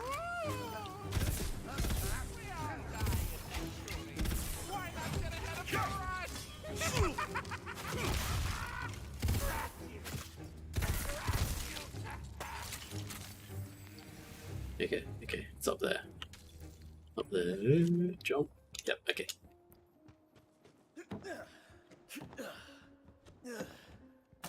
Like the jumping parkour system in this game, very, very easy. Like it's pretty nice. I think actually it's not necessarily easy. There are some that are pretty hard, but like just this idea that if you miss, oh no, I was trying to make it so that I missed, but like yeah, you can do that where you don't quite make the jump, you can still climb up onto the ledge. So I think it's quite forgiving like that. You can still fall to your death, though. A lot of the time, though, if you fall and hit the ground, you're fine. But if you fall, like down there, not so fine.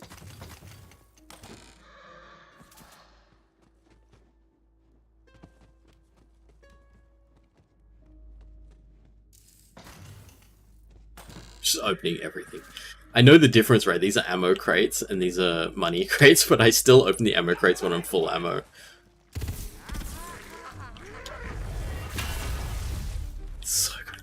I need, like, massive action skill cooldown bonuses so that I can use that hammer more often. It's so satisfying.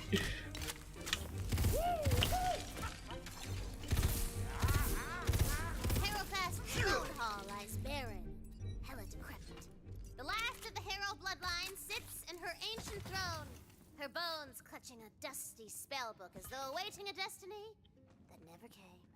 Well, this place is super grim. I love it! Grab that spell book! I must wield this magic with honor. Now I have a spell, and I've already bound that to another button.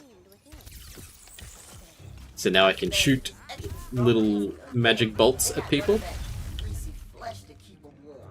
Now, how do we get into the tomb crypt? There's gotta be an entrance around here somewhere.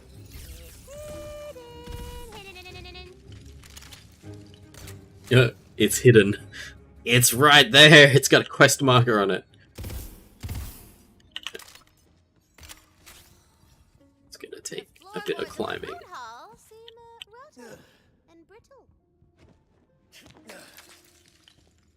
So I think loose floorboards, chandelier. Nice. Oh, I didn't quite make it into... Oh, yeah, I didn't make it into the hole at all. Didn't quite make it in, and then I, like, auto-climbed back out. Oh, do I know the name of the poet? I don't know the name of the poet. I'm not sure the poet has a name? I can't remember. Are you checking voice actors? Yeah. As you hurtle down into the depths beneath the castle, it smells of old stone and older secrets. Being a duchess sucks. My servants suck. And prophecies? I spit upon prophecies. Tuh. That was me spitting. Because they suck. For 6 generations, my family has clung to this stupid prophecy. The Harrows must guard over these lands, lest a great evil rise again. Well, guess what? These lands suck. I'm getting out of here. One last meal, and I'm moving to the capital. Food's not bad, though. You hear a rumble and a booming laugh that seems to come from all around you.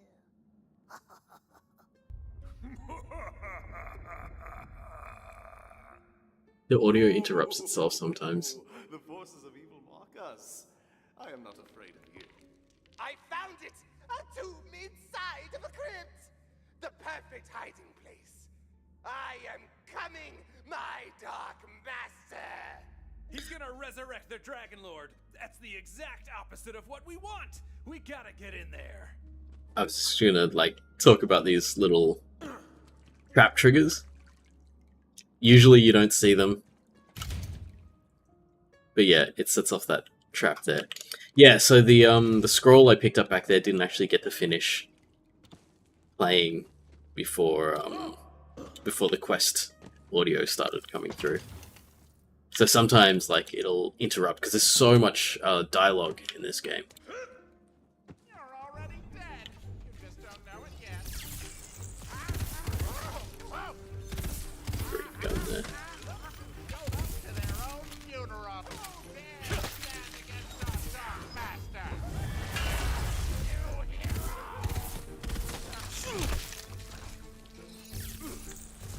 That's pretty cool. Even this early in the game, I have, like, shooting, spells, melee, and a power. So there's a lot more variety in what you can do compared to, I think, early Borderlands. Wait, there's a green gun back there. Ooh, it's a green axe. It asks a question. Who are you? I am a fate maker. You have answered smartly, baby! The carven door to the Dragon Lord's tomb crumbles! Hey Shitake, how's it going? I thought you weren't gonna watch. Didn't you want to play it yourself? As to, is it a reskin of Borderlands 3? Kinda. I feel like the engine has not been changed significantly from Borderlands 3.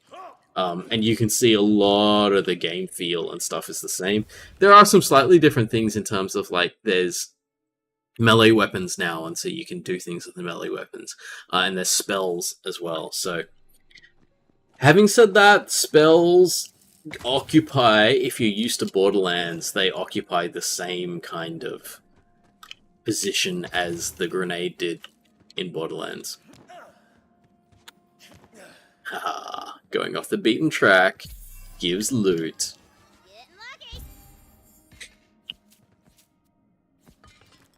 Not great. That's okay. Oh wait, Did I? Oh, that was lucky. I forgot that there was a chasm and I just jumped. Yeah, so I'm pretty sure there's no new engine here. I'm pretty sure it's the same game engine. I think they were just using Unreal Engine last time, so, or maybe it's updated Unreal Engine, but, you know, the art style is identical. Like, they're not going to break their art style, because this is a Borderlands sequel, right? And a lot of the gunplay feels pretty much the same, apart from a lot of the guns now fire arrows instead of bullets. But the classes will do a lot of different stuff now. So they've got abilities mixing in with spells, mixing in with melee. There's a lot more, certain characters, a lot more you can do with the melee damage and stuff than previously. Well, I would 100% call it a sequel, even though it's the, it's a different name.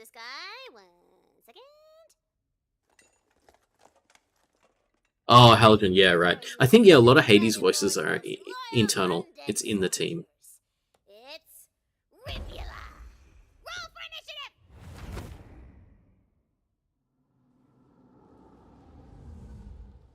Tremble before Rivula. I'm not trembling. I'm trembling.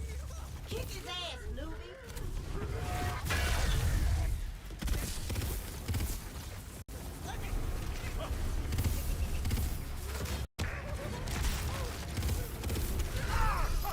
Ooh.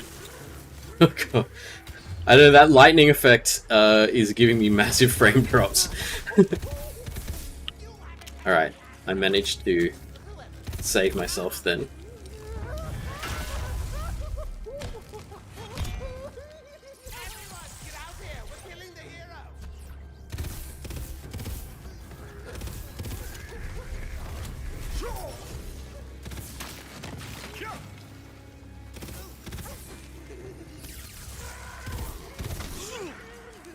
Probably shouldn't necessarily kill all the little ones, because the little ones are how I will...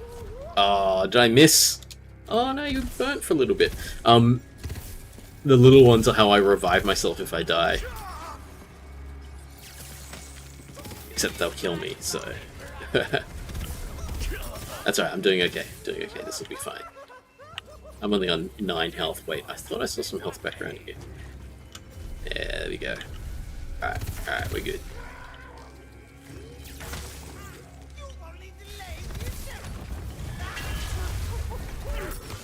Yes. Big hammer will do it. Yes. There's still time. You can seal the Dragon Lord away before he escapes. This is such a Borderlands thing. You just pick up everything and then deal with it later when you run out of space.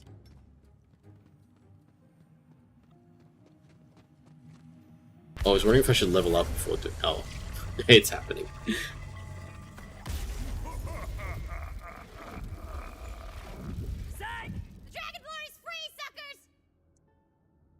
Dragon Lord, I challenge thee! That's good. Yeah, not happening. Come on, the Fate Maker never beats the villain in the first quest. Still, you're stronger than the ones she sent before. I wonder. We'll meet again, Fate Maker. But for now, I have to go pay an old shiny friend a visit. See you around the neighborhood. Damn it, he got away. Ooh, We gotta blue. track him down. I want that big First bad blue. boss kind of loot. Oh, inventory full. Alright, let's throw some random crap away.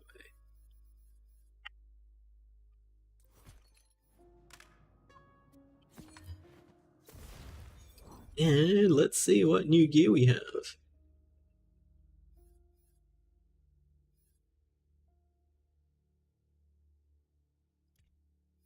Maybe I will replace one of these, because they appear to be identical weapons.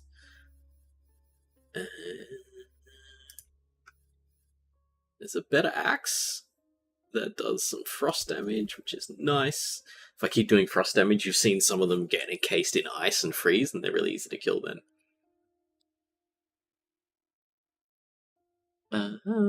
Have I played UFC 4 before? I have not. UFC as in like Ultimate Fighting? Is that like a fighting simulator? I'm not sure. Nightcake's asking, is there still Borderlands 3 movement mechanics in this one? Yeah, there's still sliding. The climbing is now easier than it was before. All you need to do is jump at something, and as long as you're holding forward, you automatically climb up onto things, so you don't need to actually explicitly press spacebar to mantle anymore. Alright, this is probably going to be my best shield now. That should keep me alive a little bit better. I picked up a better spell also, better cooldown, better damage. And I think all the rest is just going to be random stuff. I will probably, now that my backpack's full, I'll probably end up just throwing some stuff away. I've already gotten to a rhythm with this game where I've learnt that pistols and shields have the lowest base money value. So I might actually just already throw away some pistols, because they only cost 18 each, whereas like the spell costs 72, and these cost 32. So that saves me some inventory space for if I pick something up soon. Oh, this is the funniest thing about Borderlands. It's like, the best way to collect loot is to slide through refuse. There you go. Pile of crap. And I slid through. Oh, wait. Skill points. Okay, so I said gun damage and Wyvern Companion deal bonus fire, melee, and Companion deal bonus lightning. Oh, right. So my guns will do fire and my melee will do lightning. So I think this is the kind of thing where if I hop around between different different abilities, then I'll do different elemental damage, which is fun. So I'm going to add that in. Hero stats. What was I going to do? Oh, I was going to do skill cooldown, because the skill's too much fun. Yeah. The cool thing is you put all these points in, and if it doesn't work out, you can just respec it all later. You can't from this menu, but later on when you get access to certain like vending machines and stuff in the town. It's very much like Borderlands, where on your spaceship you have all the ability to completely respec your character.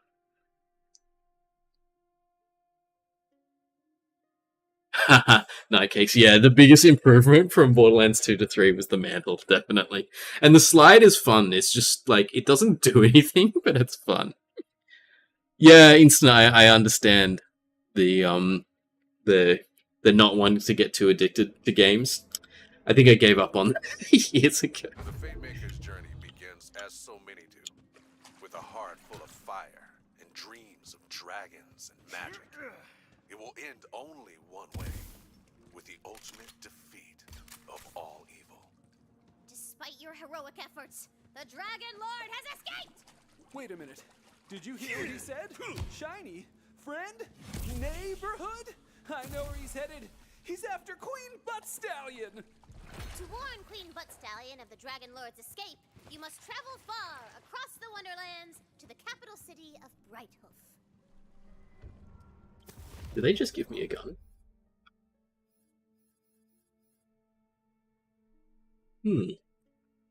Frost shotgun. I don't know, it's like lower level than stuff I've got. I don't really need it. I actually don't really need many guns other than this one. Is there? Out of instinct, I'm like, is there something behind the rock?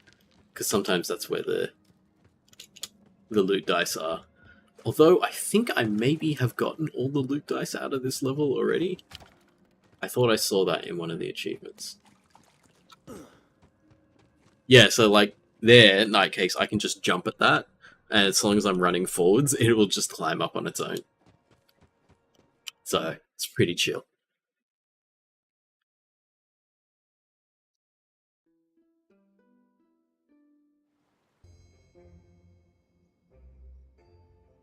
I built you guys this big overworld on the table.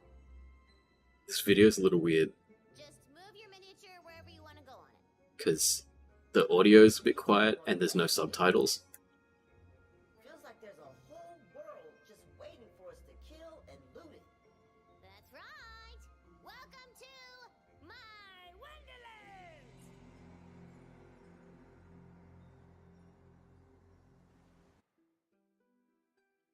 So this new mechanic kind of replaces the old mechanic of just sort of teleporting around, and actually you can still teleport around, but like I think kind of replaces the cars in a sense. Like you travel great distance in vehicles in the Borderlands games. In this game, it's like doesn't make sense to have any kind of motor vehicle, and I think they decided not to put like transporting like horses or anything like that. So instead, you have this kind of abstract idea where you're this little bobblehead miniature, and then you're moving around this kind of more abstract map. It's not like it's not on the real scale.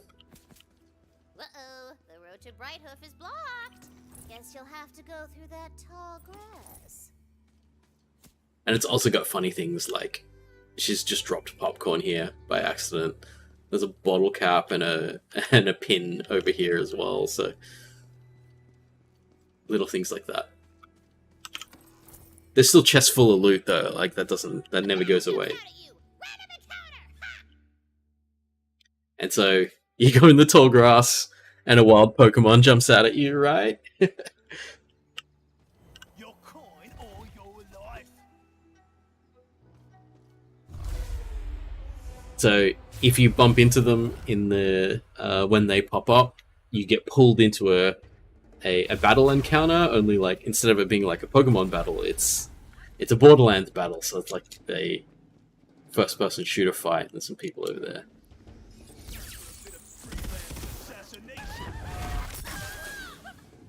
Did that hit all three of them?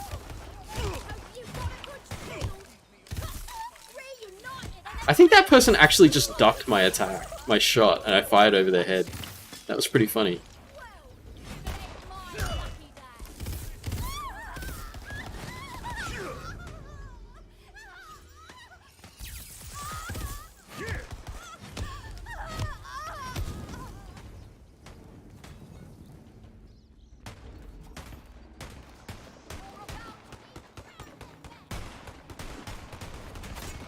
Nope. I'm trying to gather them together for this. Yes.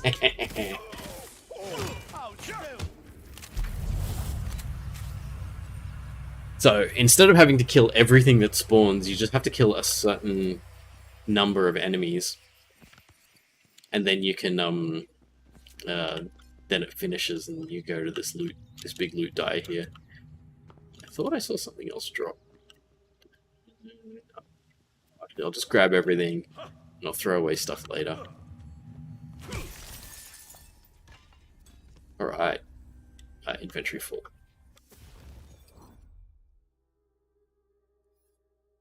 25? Yeah. 25.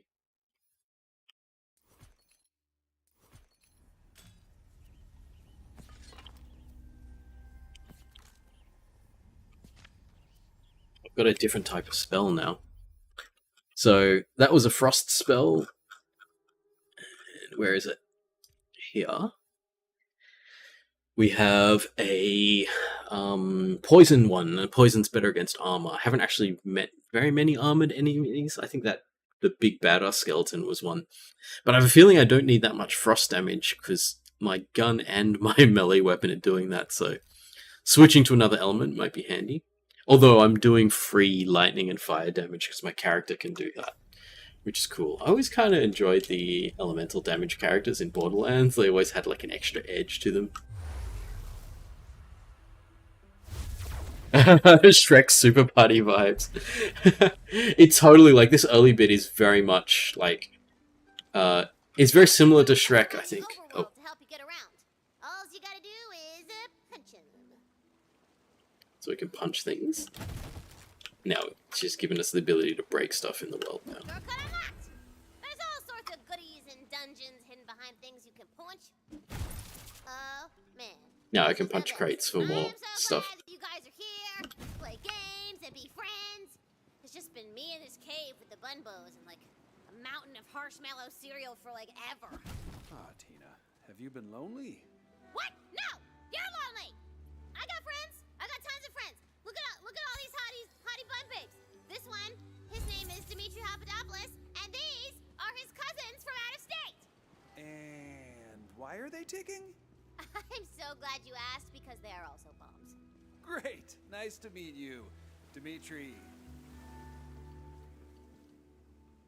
Little bit of backstory there. Yeah, I think like we were just talking about this and Shrek. I think like they're totally a similar thing because there's this sort of fantasy world, and both of them poke at it in a funny poke at the tropes and stuff from a modern perspective. So I feel like the Shrek vibe is totally similar. Like they're both this kind of postmodern look at fantasy, I guess. Hey, you want to get rich? The shrine behind my well-protected and notably unstabbed back is for some old god that's fallen out of fashion. I figure if we get all the pieces back together, they reward us real nice. With gold! I already found a piece myself, and I know where another one is. You get that for me, we can split the reward. I'll be here watching your back, your defenseless, stabbable back. And if anyone comes at you from the front like a moron, just give him a slap.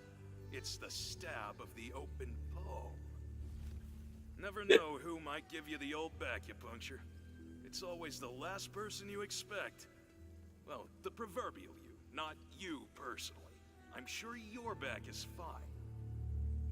It reminds me of, I don't know if you've seen I think it's a recent Muppet movie. It's like this guy.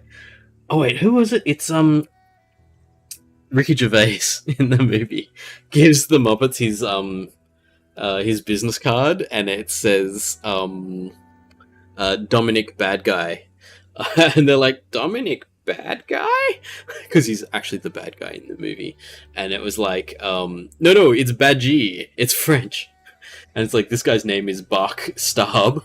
It's like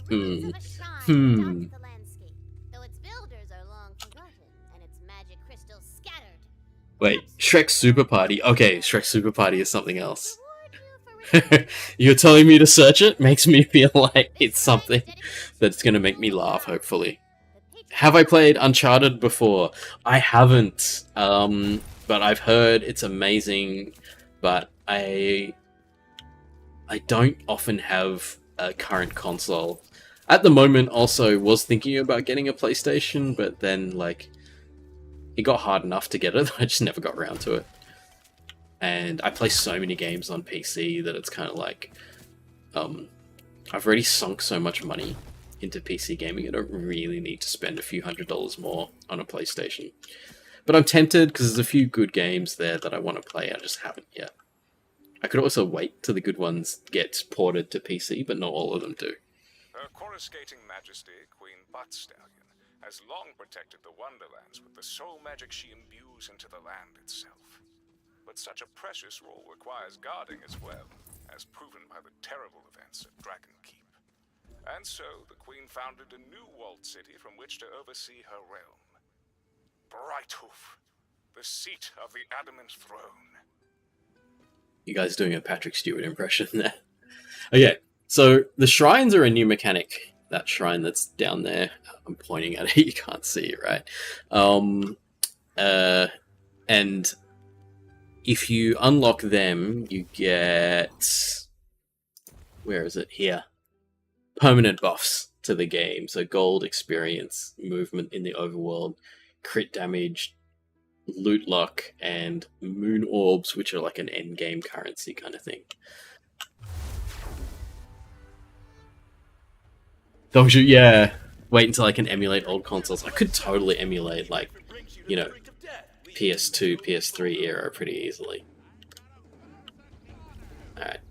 Enemies in here somewhere. There they are. Oh, getting frame drops. Oh, you know what it might be? It might be that I'm streaming on my CPU, because it seems to be like when it was loading in a lot of enemies. Because I'm using my my CPU at the moment to stream and run the game. Maybe the loading in enemies is slower. I have gotten frame drops on, like, when people are using powers and stuff, especially in co-op. Ooh, that just totally froze up for a second.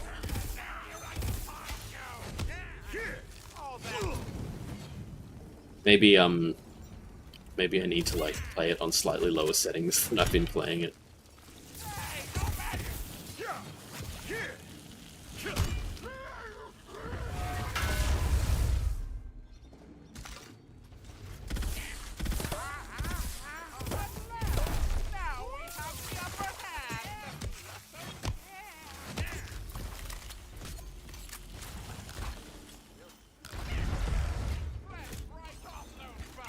Do a little dance, try not to get hit by those arrows.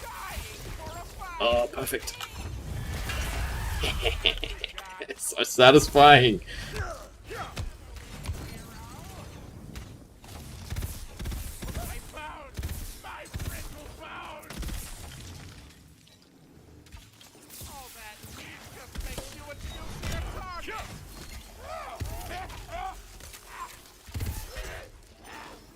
Try to hit them with the... Yes. It doesn't kill them, but because it ragdolls them, it's kind of funny. Okay. I'm gonna clear, and there's definitely some loot around, but I'm full. Let's throw away some random stuff. I think the shields are pretty low value.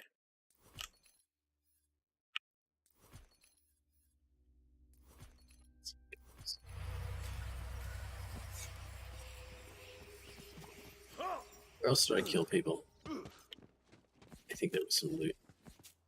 No? No special loot. I swore I saw something. Maybe down here. Or it was all just ammo. Oh yeah, there it is. Armor. I wonder if I can wear that yet. I can. Was it armor? Or was it a spell? Oh, it's spells. I was hoping for armor. So armor takes the place of the old character mods from Borderlands, and it changes the cosmetics on your character, but gives you, like, class bonuses. Instant. How old am I? You can guess if you want. Everyone always guesses younger than I actually am, so that's a clue.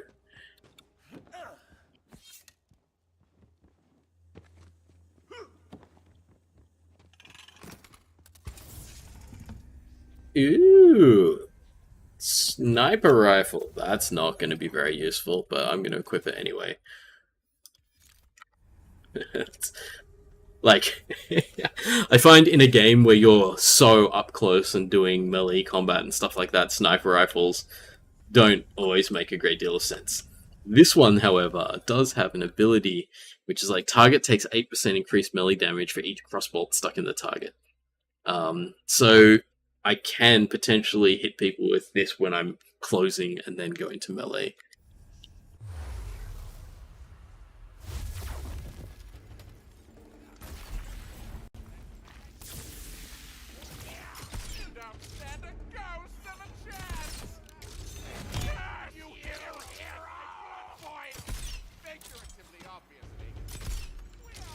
I don't know if that actually hit. This thing does so little damage. I should just go up there and, like, get my punch on. That's a trap. I don't want to step in there.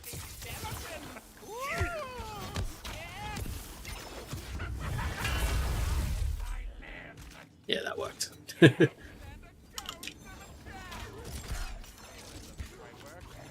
we're not. We're not continuing with the completely unnecessary sniping there. I think maybe later in the game, when you actually have gun powers, you can try sniping. But I found early game, it just was a little unnecessary. That barrel did so little damage as well.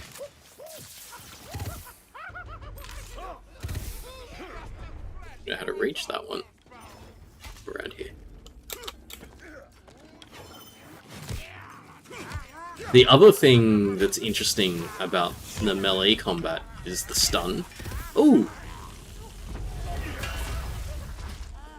Oh, I just saved myself by falling off, that was great.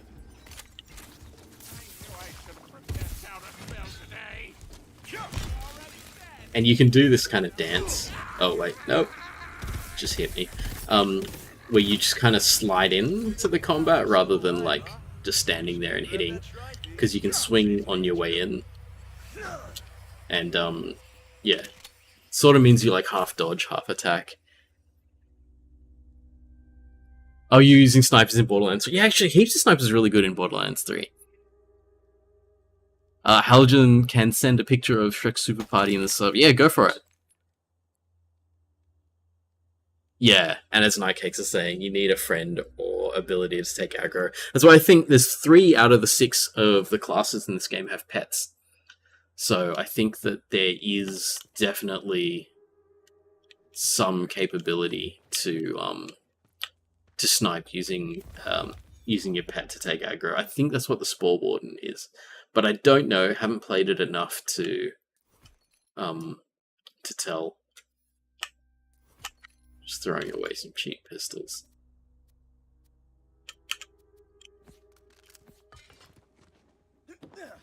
That spell. Yeah, I can't bother. It's like, are you going to make more money by standing around and swapping around your inventory, or just going quicker and breaking more barrels and getting more cash? There you go. Shrine piece. So, this guy's totally gonna try and kill us, right? Totally. Girls say what?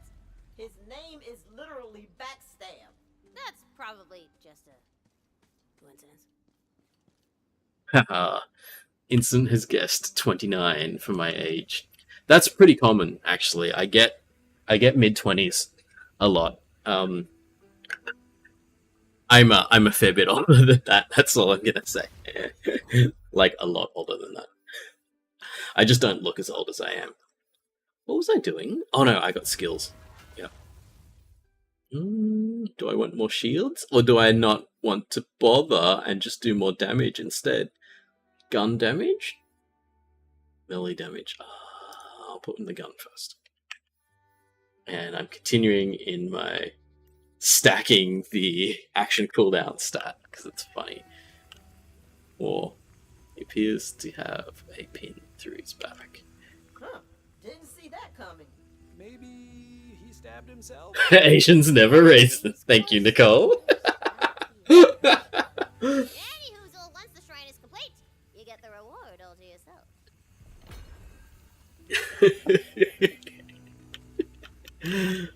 Asians never racist.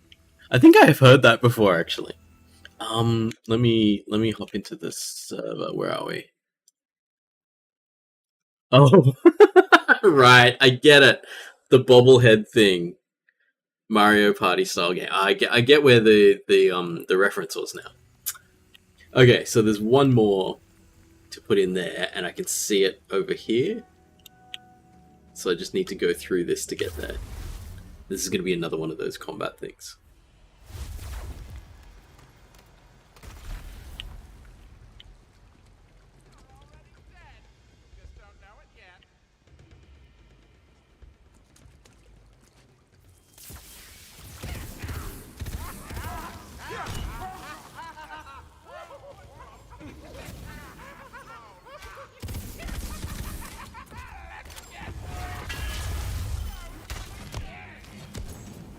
Ooh, double, pick it up. I was spamming the pickup button and I remembered that I have no inventory space.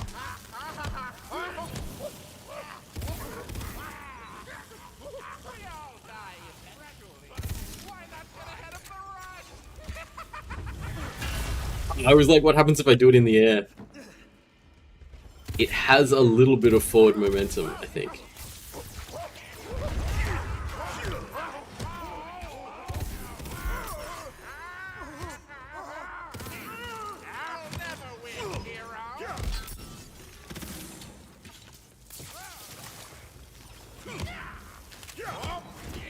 I was hoping that the poison damage might break the shield, but the shield I don't think is technically armor.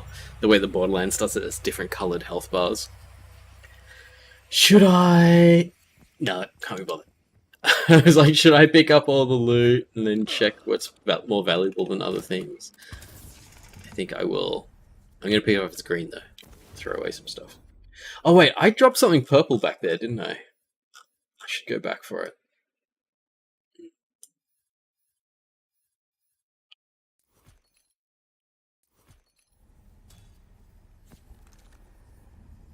They weren't actually worth that much more. I already know it, but it is worth a bit of cash. 37? 37. Throw that away. So I'm just like doing quick calculations for how much gold everything's worth. Should probably find a vending machine and sell stuff, but I'm caught up doing this quest instead. That's the last piece for the Shrine of Moolah. I got a shrine piece for you.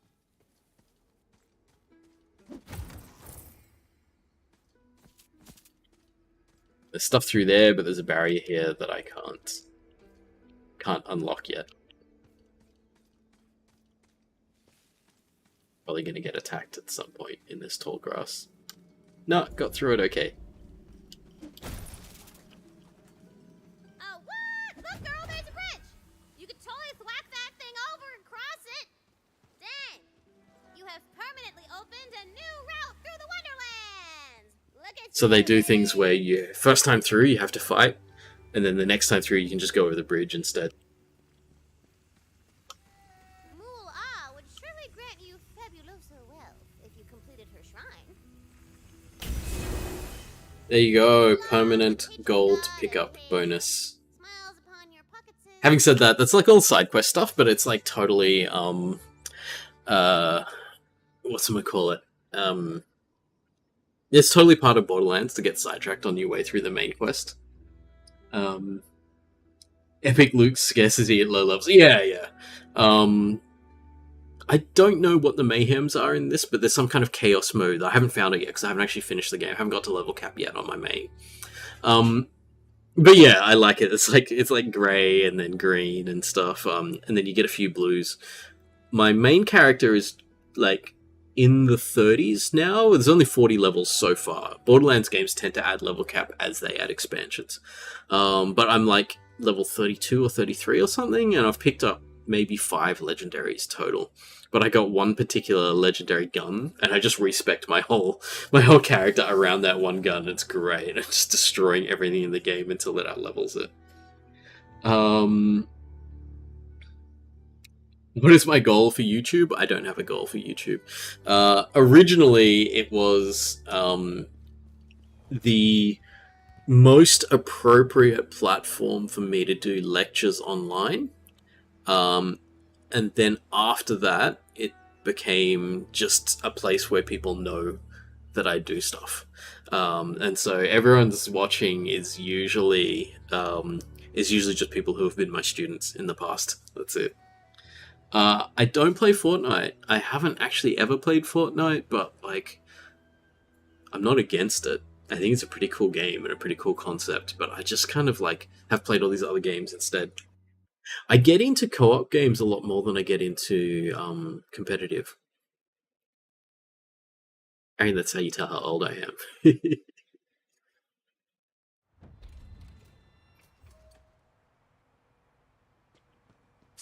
Newbie, don't worry, those jerks at the table can't hear me. It's just us down here. Hey, I know I'm the villain, but I still just wanted to wish you luck on the whole quest thing. Not that you need luck, right? I mean, you're the fate maker. We have shops. I can sell all my excess inventory. I used to grind Minecraft. Heaps of people love Minecraft.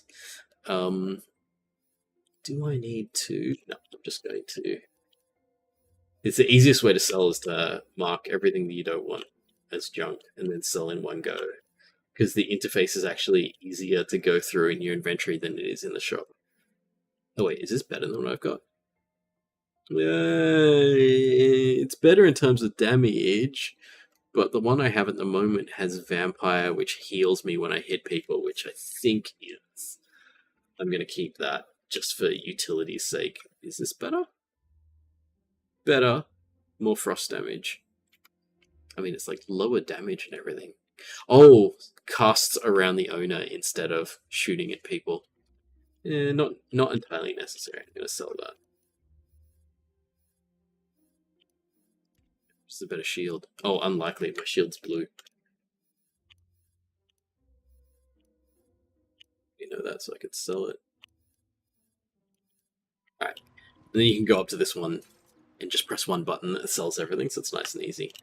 I could... No, there's really no point buying stuff at this point. It's not going to last very long, it's going to get replaced. Before you rise the mighty walls of Greathoof. But you're not the only new arrival. A massive skeleton army is sieging the city! Catapults! Scallymans! Scally ships! I can tell my CPU is having trouble because it's just loading in loading in the ships just paused my game for a second. Oh, yeah. I guess that's what happens. Oh, there's a loot die. That's what happens when you stream stuff. That's why streamers always end up getting like these really beastly computers. Skelly ships land on the beach, unloading evil cargo of skellymans and skellywomens.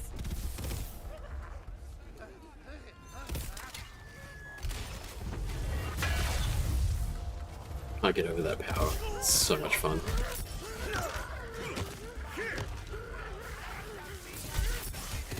Oh, actually would have been really funny if I'd played this character first, because with that hilarious power, I would have stuck with him for a while, I reckon. Stun this mage out of casting by meleeing it a bit. Oh! I let it cast again and then it just killed me. Alright, back up. All good. Hit this one with a hammer. Oh, that did not do very much damage. Ooh. Getting a lot of frame drops, actually. Oh, I think that archer may have been killing me while I was fighting this mage. Alright, we're good. We're good. I appear to do more damage if I don't use my cooldowns and I just hold down the trigger. I guess that's the benefit of the elements, like knowing that frost does more damage against bones. I could have just been sticking to the weapon that has the matching element and doing more damage. Oh. Yeah, you had a game space, newbie. That was the exploding one, and it nearly knocked me off the level.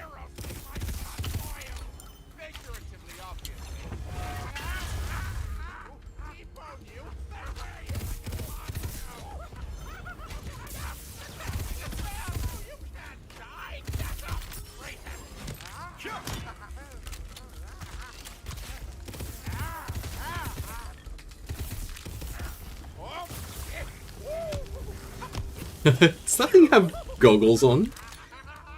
Skeleton sniper? Oh, it totally does. It's only got like night vision goggles on.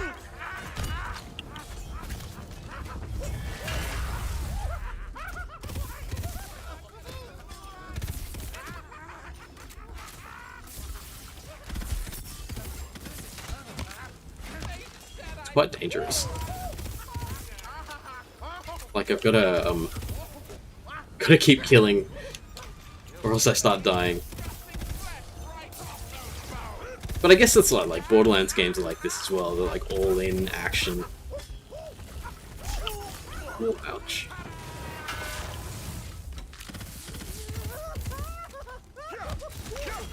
Yeah, I think like the mages, it's very much about stopping them casting.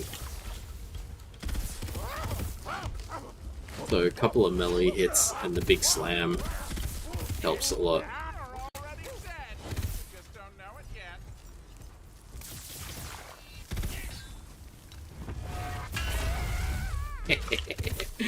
That stuns even the big ones. Because I think my normal melee attack doesn't do much against that big one. But the big ground slam is just like, everyone has trouble. Alright, let's go back and pick up all the loot. What's the time? Oh, 10:30. Okay, it's gonna be time to... Well, it's time to wrap up like half an hour ago, but I will keep going a little bit.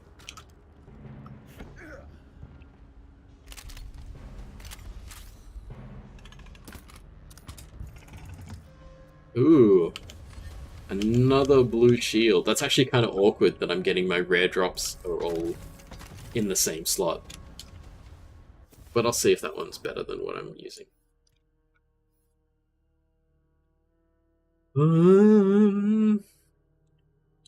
Much of muchness?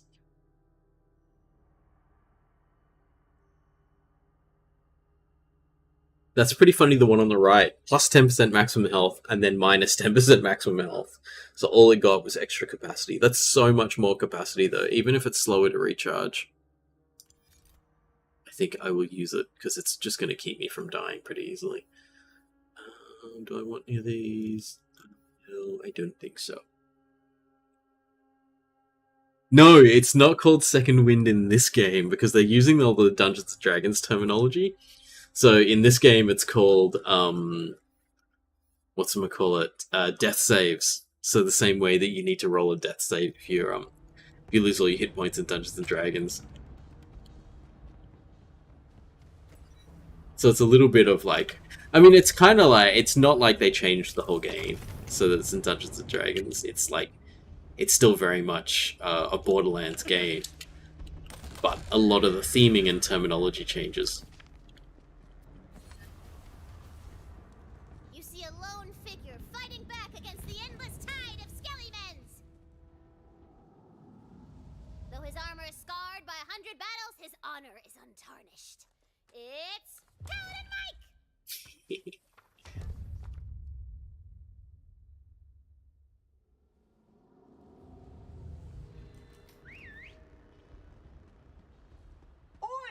You, citizen! Over here!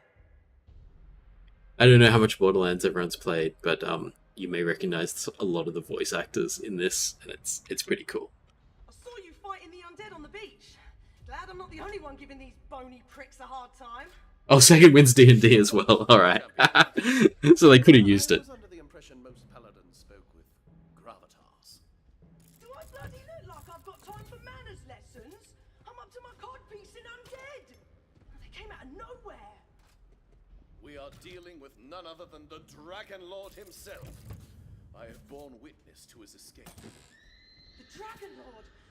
Bollocks, we'll have to deal with him later. Right now, we have to break this siege. The undead have catapults lobbing skeletons over the walls. I need you to destroy them. Here, take this C4. Tina, I know you like explosives, but can you make it more fantasy themed than C4? Right. Good catch, yeah.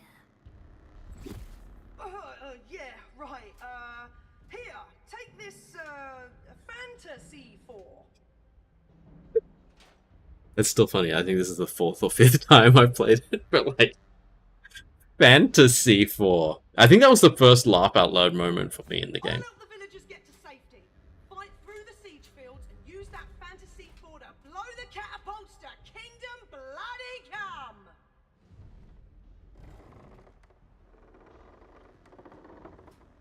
Skeletons, up ahead! There, the catapult is straight ahead. I've really missed this part. Been too long since I conquered anything. After a few centuries, you get that conquering itch again, you know?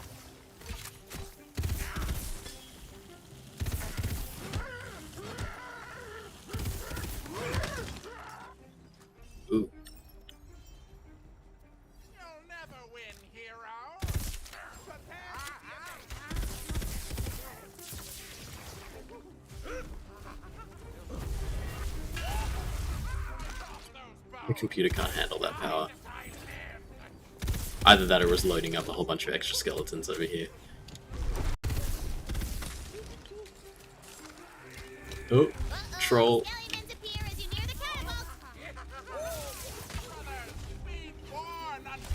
Oh. Getting a lot of frame drops, actually.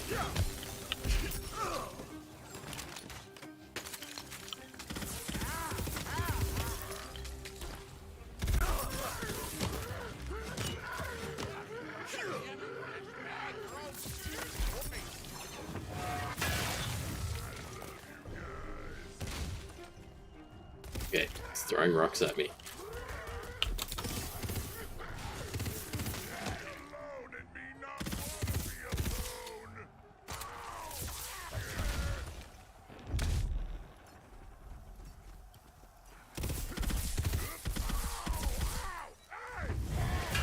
Yes.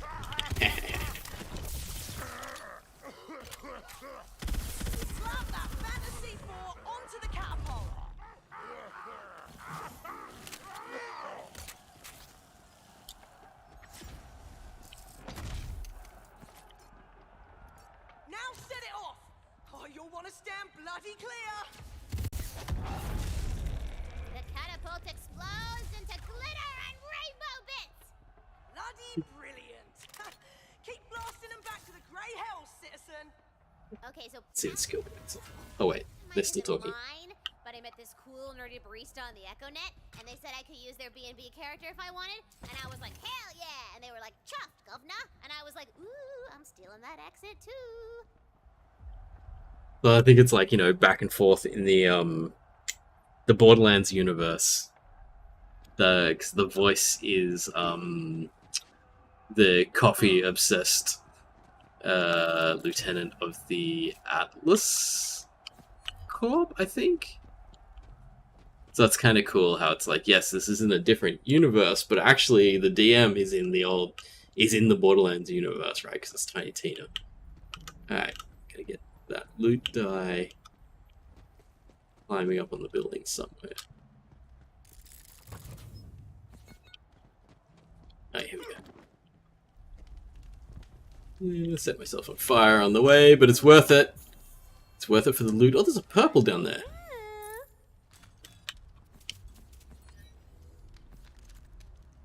Is there another piece? Oh, yeah, it's down here.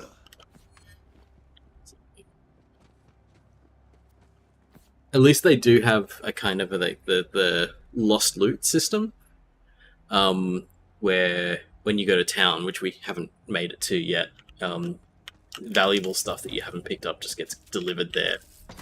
Actually, my CPU's not running that high. It's only like in the 30s to 40%, but I don't know if...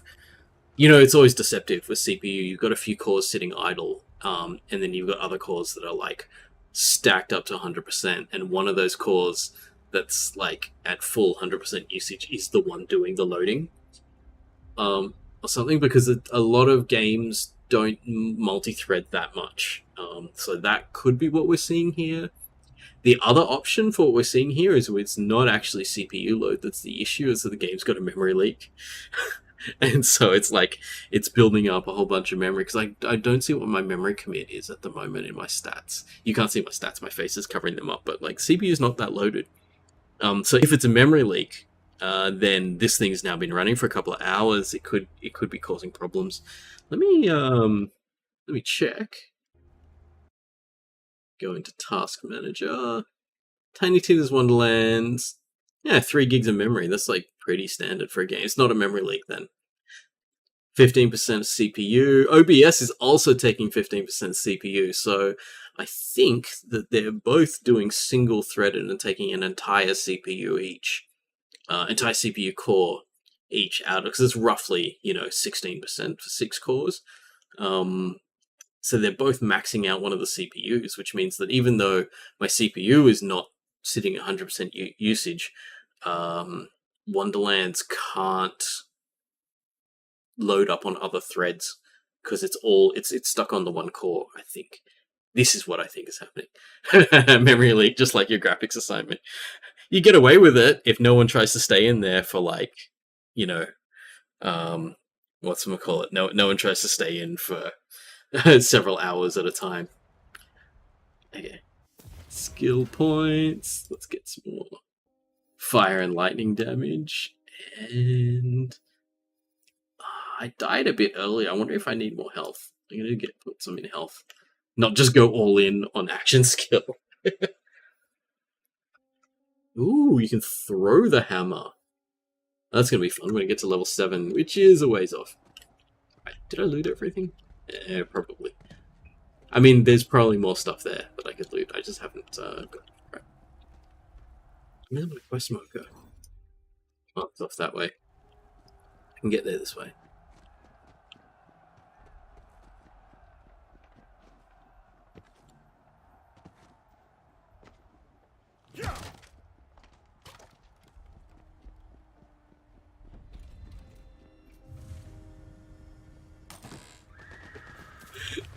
Get distracted by the glowy green stuff. Ooh, wow.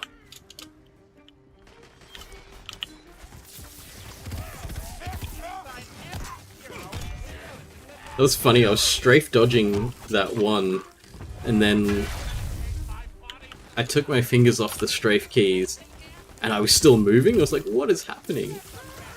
I realized someone was like smacking me from the side. I wasn't noticing.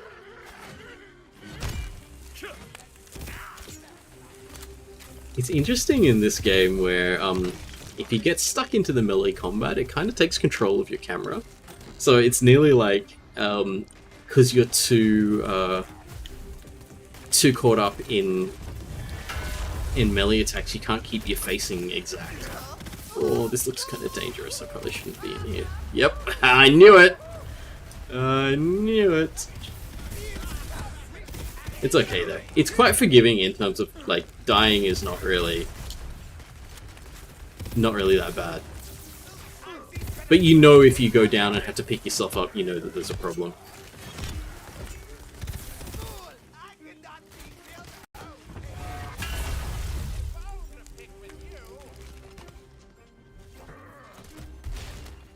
Right. Heaps of armor sets dropping, which is good. I think I will have auto-equipped one of those. Someone throwing rocks at me?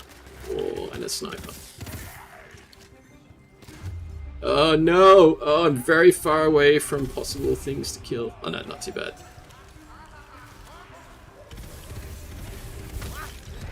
I keep on instinct meleeing every time I reload, because I'm just like, my weapon's down, I need to attack.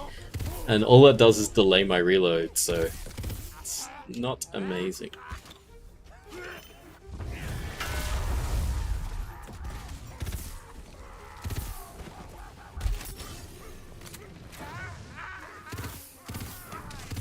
Yep, you can freeze someone while they're on fire, apparently. Is that chicken? Ah, she just jumped down.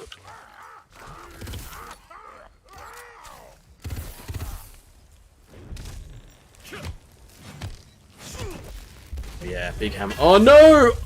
It knocked me away while I was doing the big hammer. I waited like 15 seconds for that. Oh, looks like this character does heaps of status damage. You see all the little dot ticks. I feel like if I was gonna respec this character, I would respec for status damage.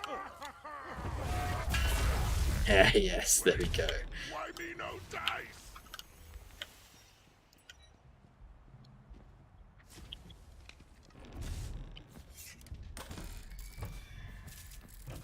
What's the time? Okay, I'm gonna wrap up at 11. I'll just do one more bit of quest, I guess. They've set the last catapult up on the fallen tower. Figure out a way to get over there. That's way too big of a jump. What if we undestroyed that last catapult and threw ourselves over? Hey! No touching the miniatures! Launching yourself with a catapult sounds cool, so I'm gonna let it go this once! This once. Alright. This bit's fun. In here, shoot this thing. Those catapults take hundreds of goblin hours to construct. I'm out here creating jobs, you know.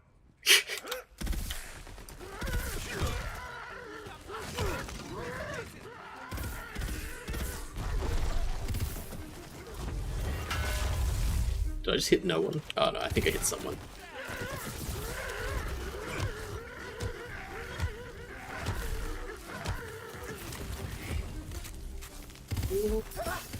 I'm not a mage and I have no powers ready.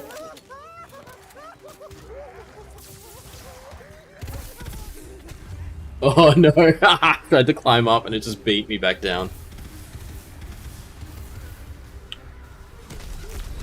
Okay, that was close.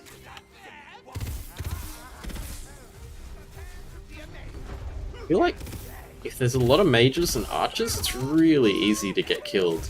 Just because they shoot you from really far away. Yeah.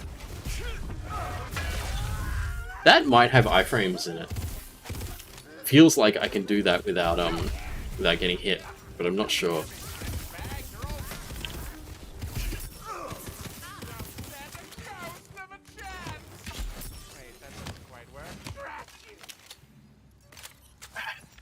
Good.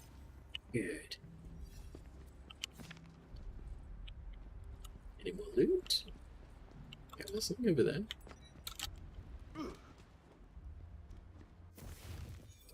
Alright, what have I picked up? Good gear. Not necessarily. Is that better than mine? Oh, it's a lot better. Magic cooldown, not as good as healing, I think. Alright. We have some armor. Unfortunately, it's Spore Warden power. I mean, it's better than just the random stuff that I've got. But the armor is based on your class, so if I want to get benefits from the armor, it has to match my class. Did I have that? Oh no, that's the one I took off, isn't it? Wonder about these spells. Casts around the owner. They're okay, you can just do this like AoE blast like that. Your graphics assignment. Yeah, it's always funny watching your RAM and it just ticks up.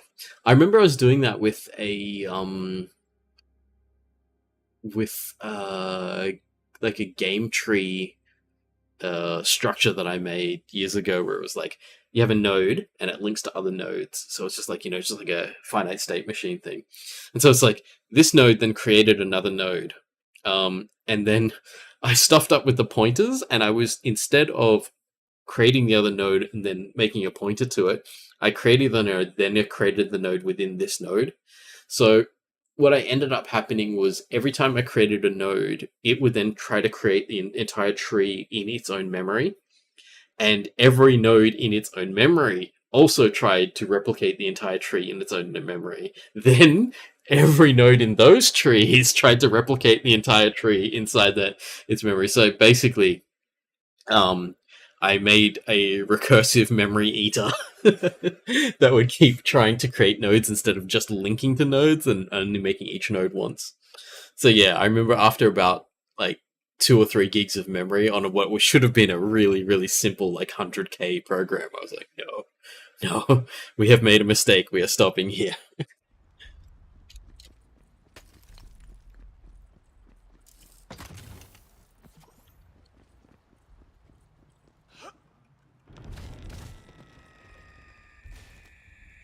Are they launching skeletons with a catapult?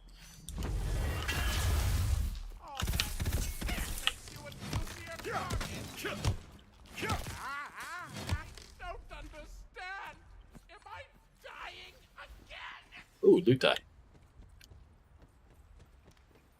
The more the dice, the better the loot.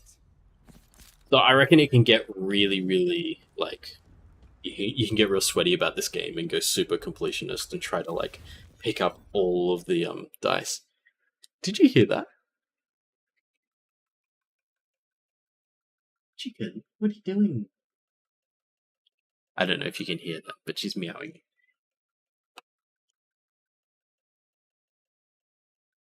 I think it's because my partner's gone to bed. So Chicken gets really annoyed when we're not around to play with her. It sounds like something to give to a security course. That'd be quite funny. It's nearly like that. It's like similar to like sort of what a denial of service attack is. It's just like make people spend lots of resources and they won't be able to deal with it. Oh, I got another sniper rifle. This one was pretty bad. No, I'm not going to bother. I'm just going to stick with my submachine, my level 2 submachine gun now that I'm like, what level am I now? Level 5, I think? Yeah, level 5. My level 2 submachine gun's still doing the work. I guess that's the nice thing about this game is you're not sort of limited just by your weapons because you've got well, spells that you can fire into a wall instead of the enemies. But, you know, you can do a lot of damage without using your weapon. I actually don't know if I've upgraded my melee weapon in a while either, so...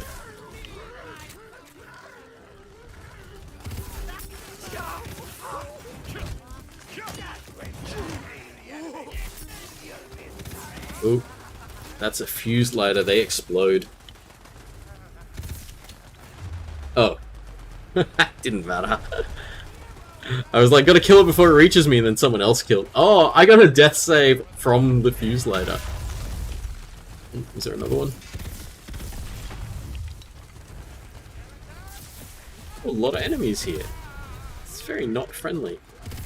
I think I saw a badass in there as well.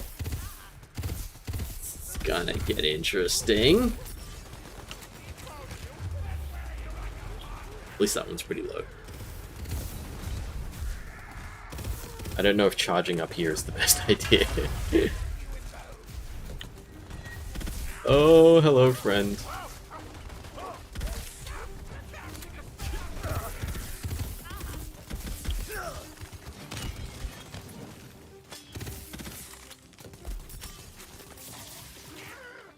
Whittled down their numbers. I think there's only these two left.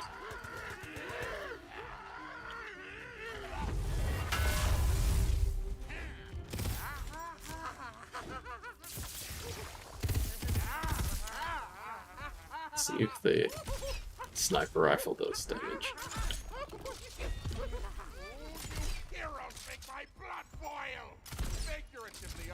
I mean, it's doing decent damage, but it's pretty slow, and you've got to like... You could just do that, right? But you got to be careful and aim it with the sniper rifle. It's like, I prefer something that just wins. Just pick up. Yes. Okay. That's a huge upgrade. Oh, hello. What are you doing? This does dark damage, is like the dark magic damage, which steals health. So I've got the health steal, plus melee attacks is going to reduce my action skill cooldown. This is a perfect upgrade. Did I pick up some clothing? I did. Berserker. No. All not for my class yet. There's 6 classes, so getting the right armor is just an RNG thing.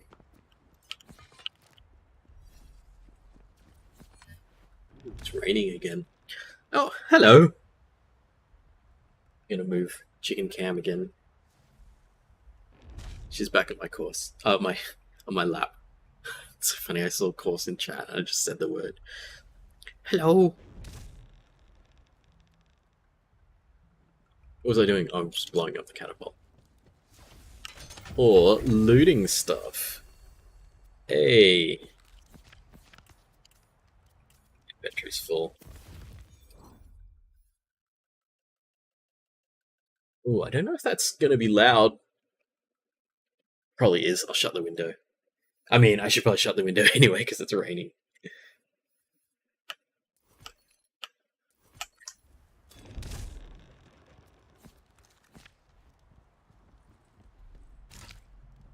The undead siege has been waived.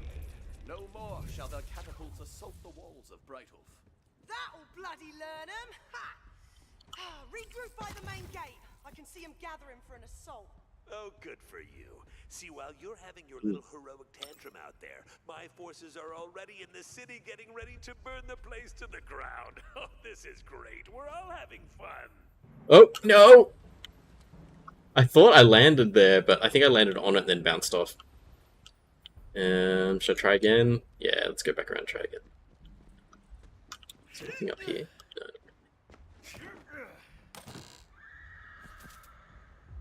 Oh no, I'm not getting up this way, I've got to go around. There's something up there, though. But I don't think I get up there until I do another quest that goes through there. Right. See if I can make that trick jump. It's not really a trick jump, and I kind of made it, but I think that I landed just off to the side a bit and fell off.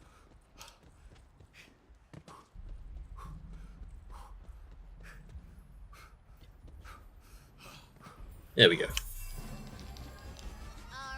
got nothing on you. 13. Not great, but not bad. Stuff's not that great, though.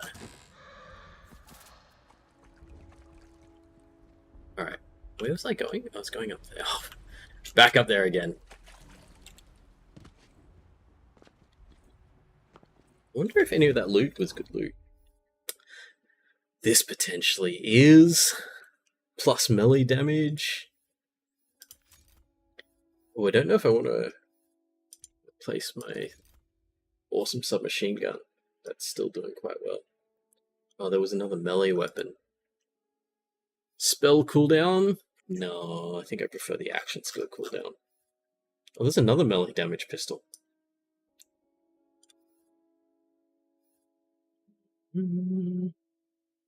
Potentially an upgrade. That's a pretty big upgrade. Yep. Chicken's gone back up there. Is that aimed right? Not quite. Look at her, she's just like, what are you doing? Oh. I'm glad that Chicken has stands. I think that's very important. Every cat should have stands.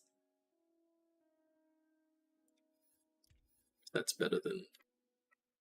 Oh wait, that's not it.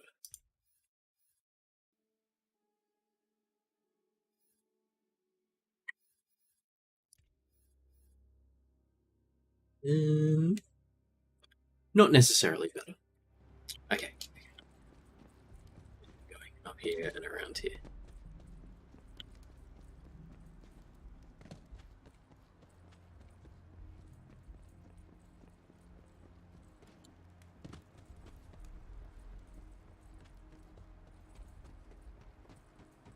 Whoop, stranded. Here's a nice bridge for you. I've been waiting for that bridge to pop up. Dungeons and Dragons magic. Oh, I forgot to put that there. Finally came through.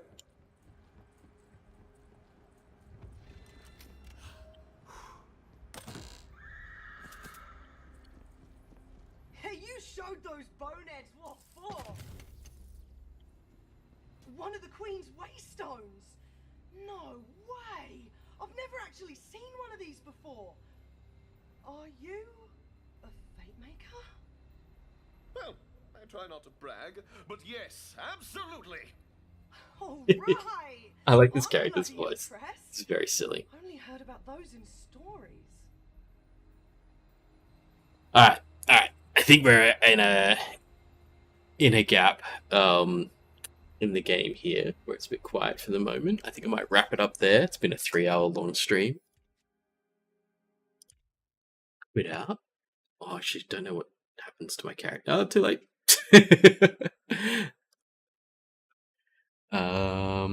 Where are we? Switch to that one. Alright, we're gonna wrap it up there. Nicole's heading off. Thank you for coming. That's okay. I'm about to head off as well. Halogen's like, yes. No, I'm more than a chicken stan. I'm like the one that runs the fan club. Okay, thanks for coming along. Had a bit of fun. That's like, you know, I just love the Borderlands games, and this new one it feels really good to play. I mean, I played so much of Borderlands 3 that I got really tired of knowing all the content all the time, so it's really nice having a new one with all new stuff. It's also nice that the melee system is now different and improved, and there's spells and stuff, so there's heaps more stuff going on in the game than the previous one, so it's kind of nice, and I'm enjoying it. So, I'll wrap it up there. I'll let you know what's happening next week. I don't know what the plan is, but we may do the kind of thing where I'm going back and forth, and we go to Discord and play some games on Discord and stuff like that. So, we'll see how we go. Alright, see you all soon. Thanks for coming along.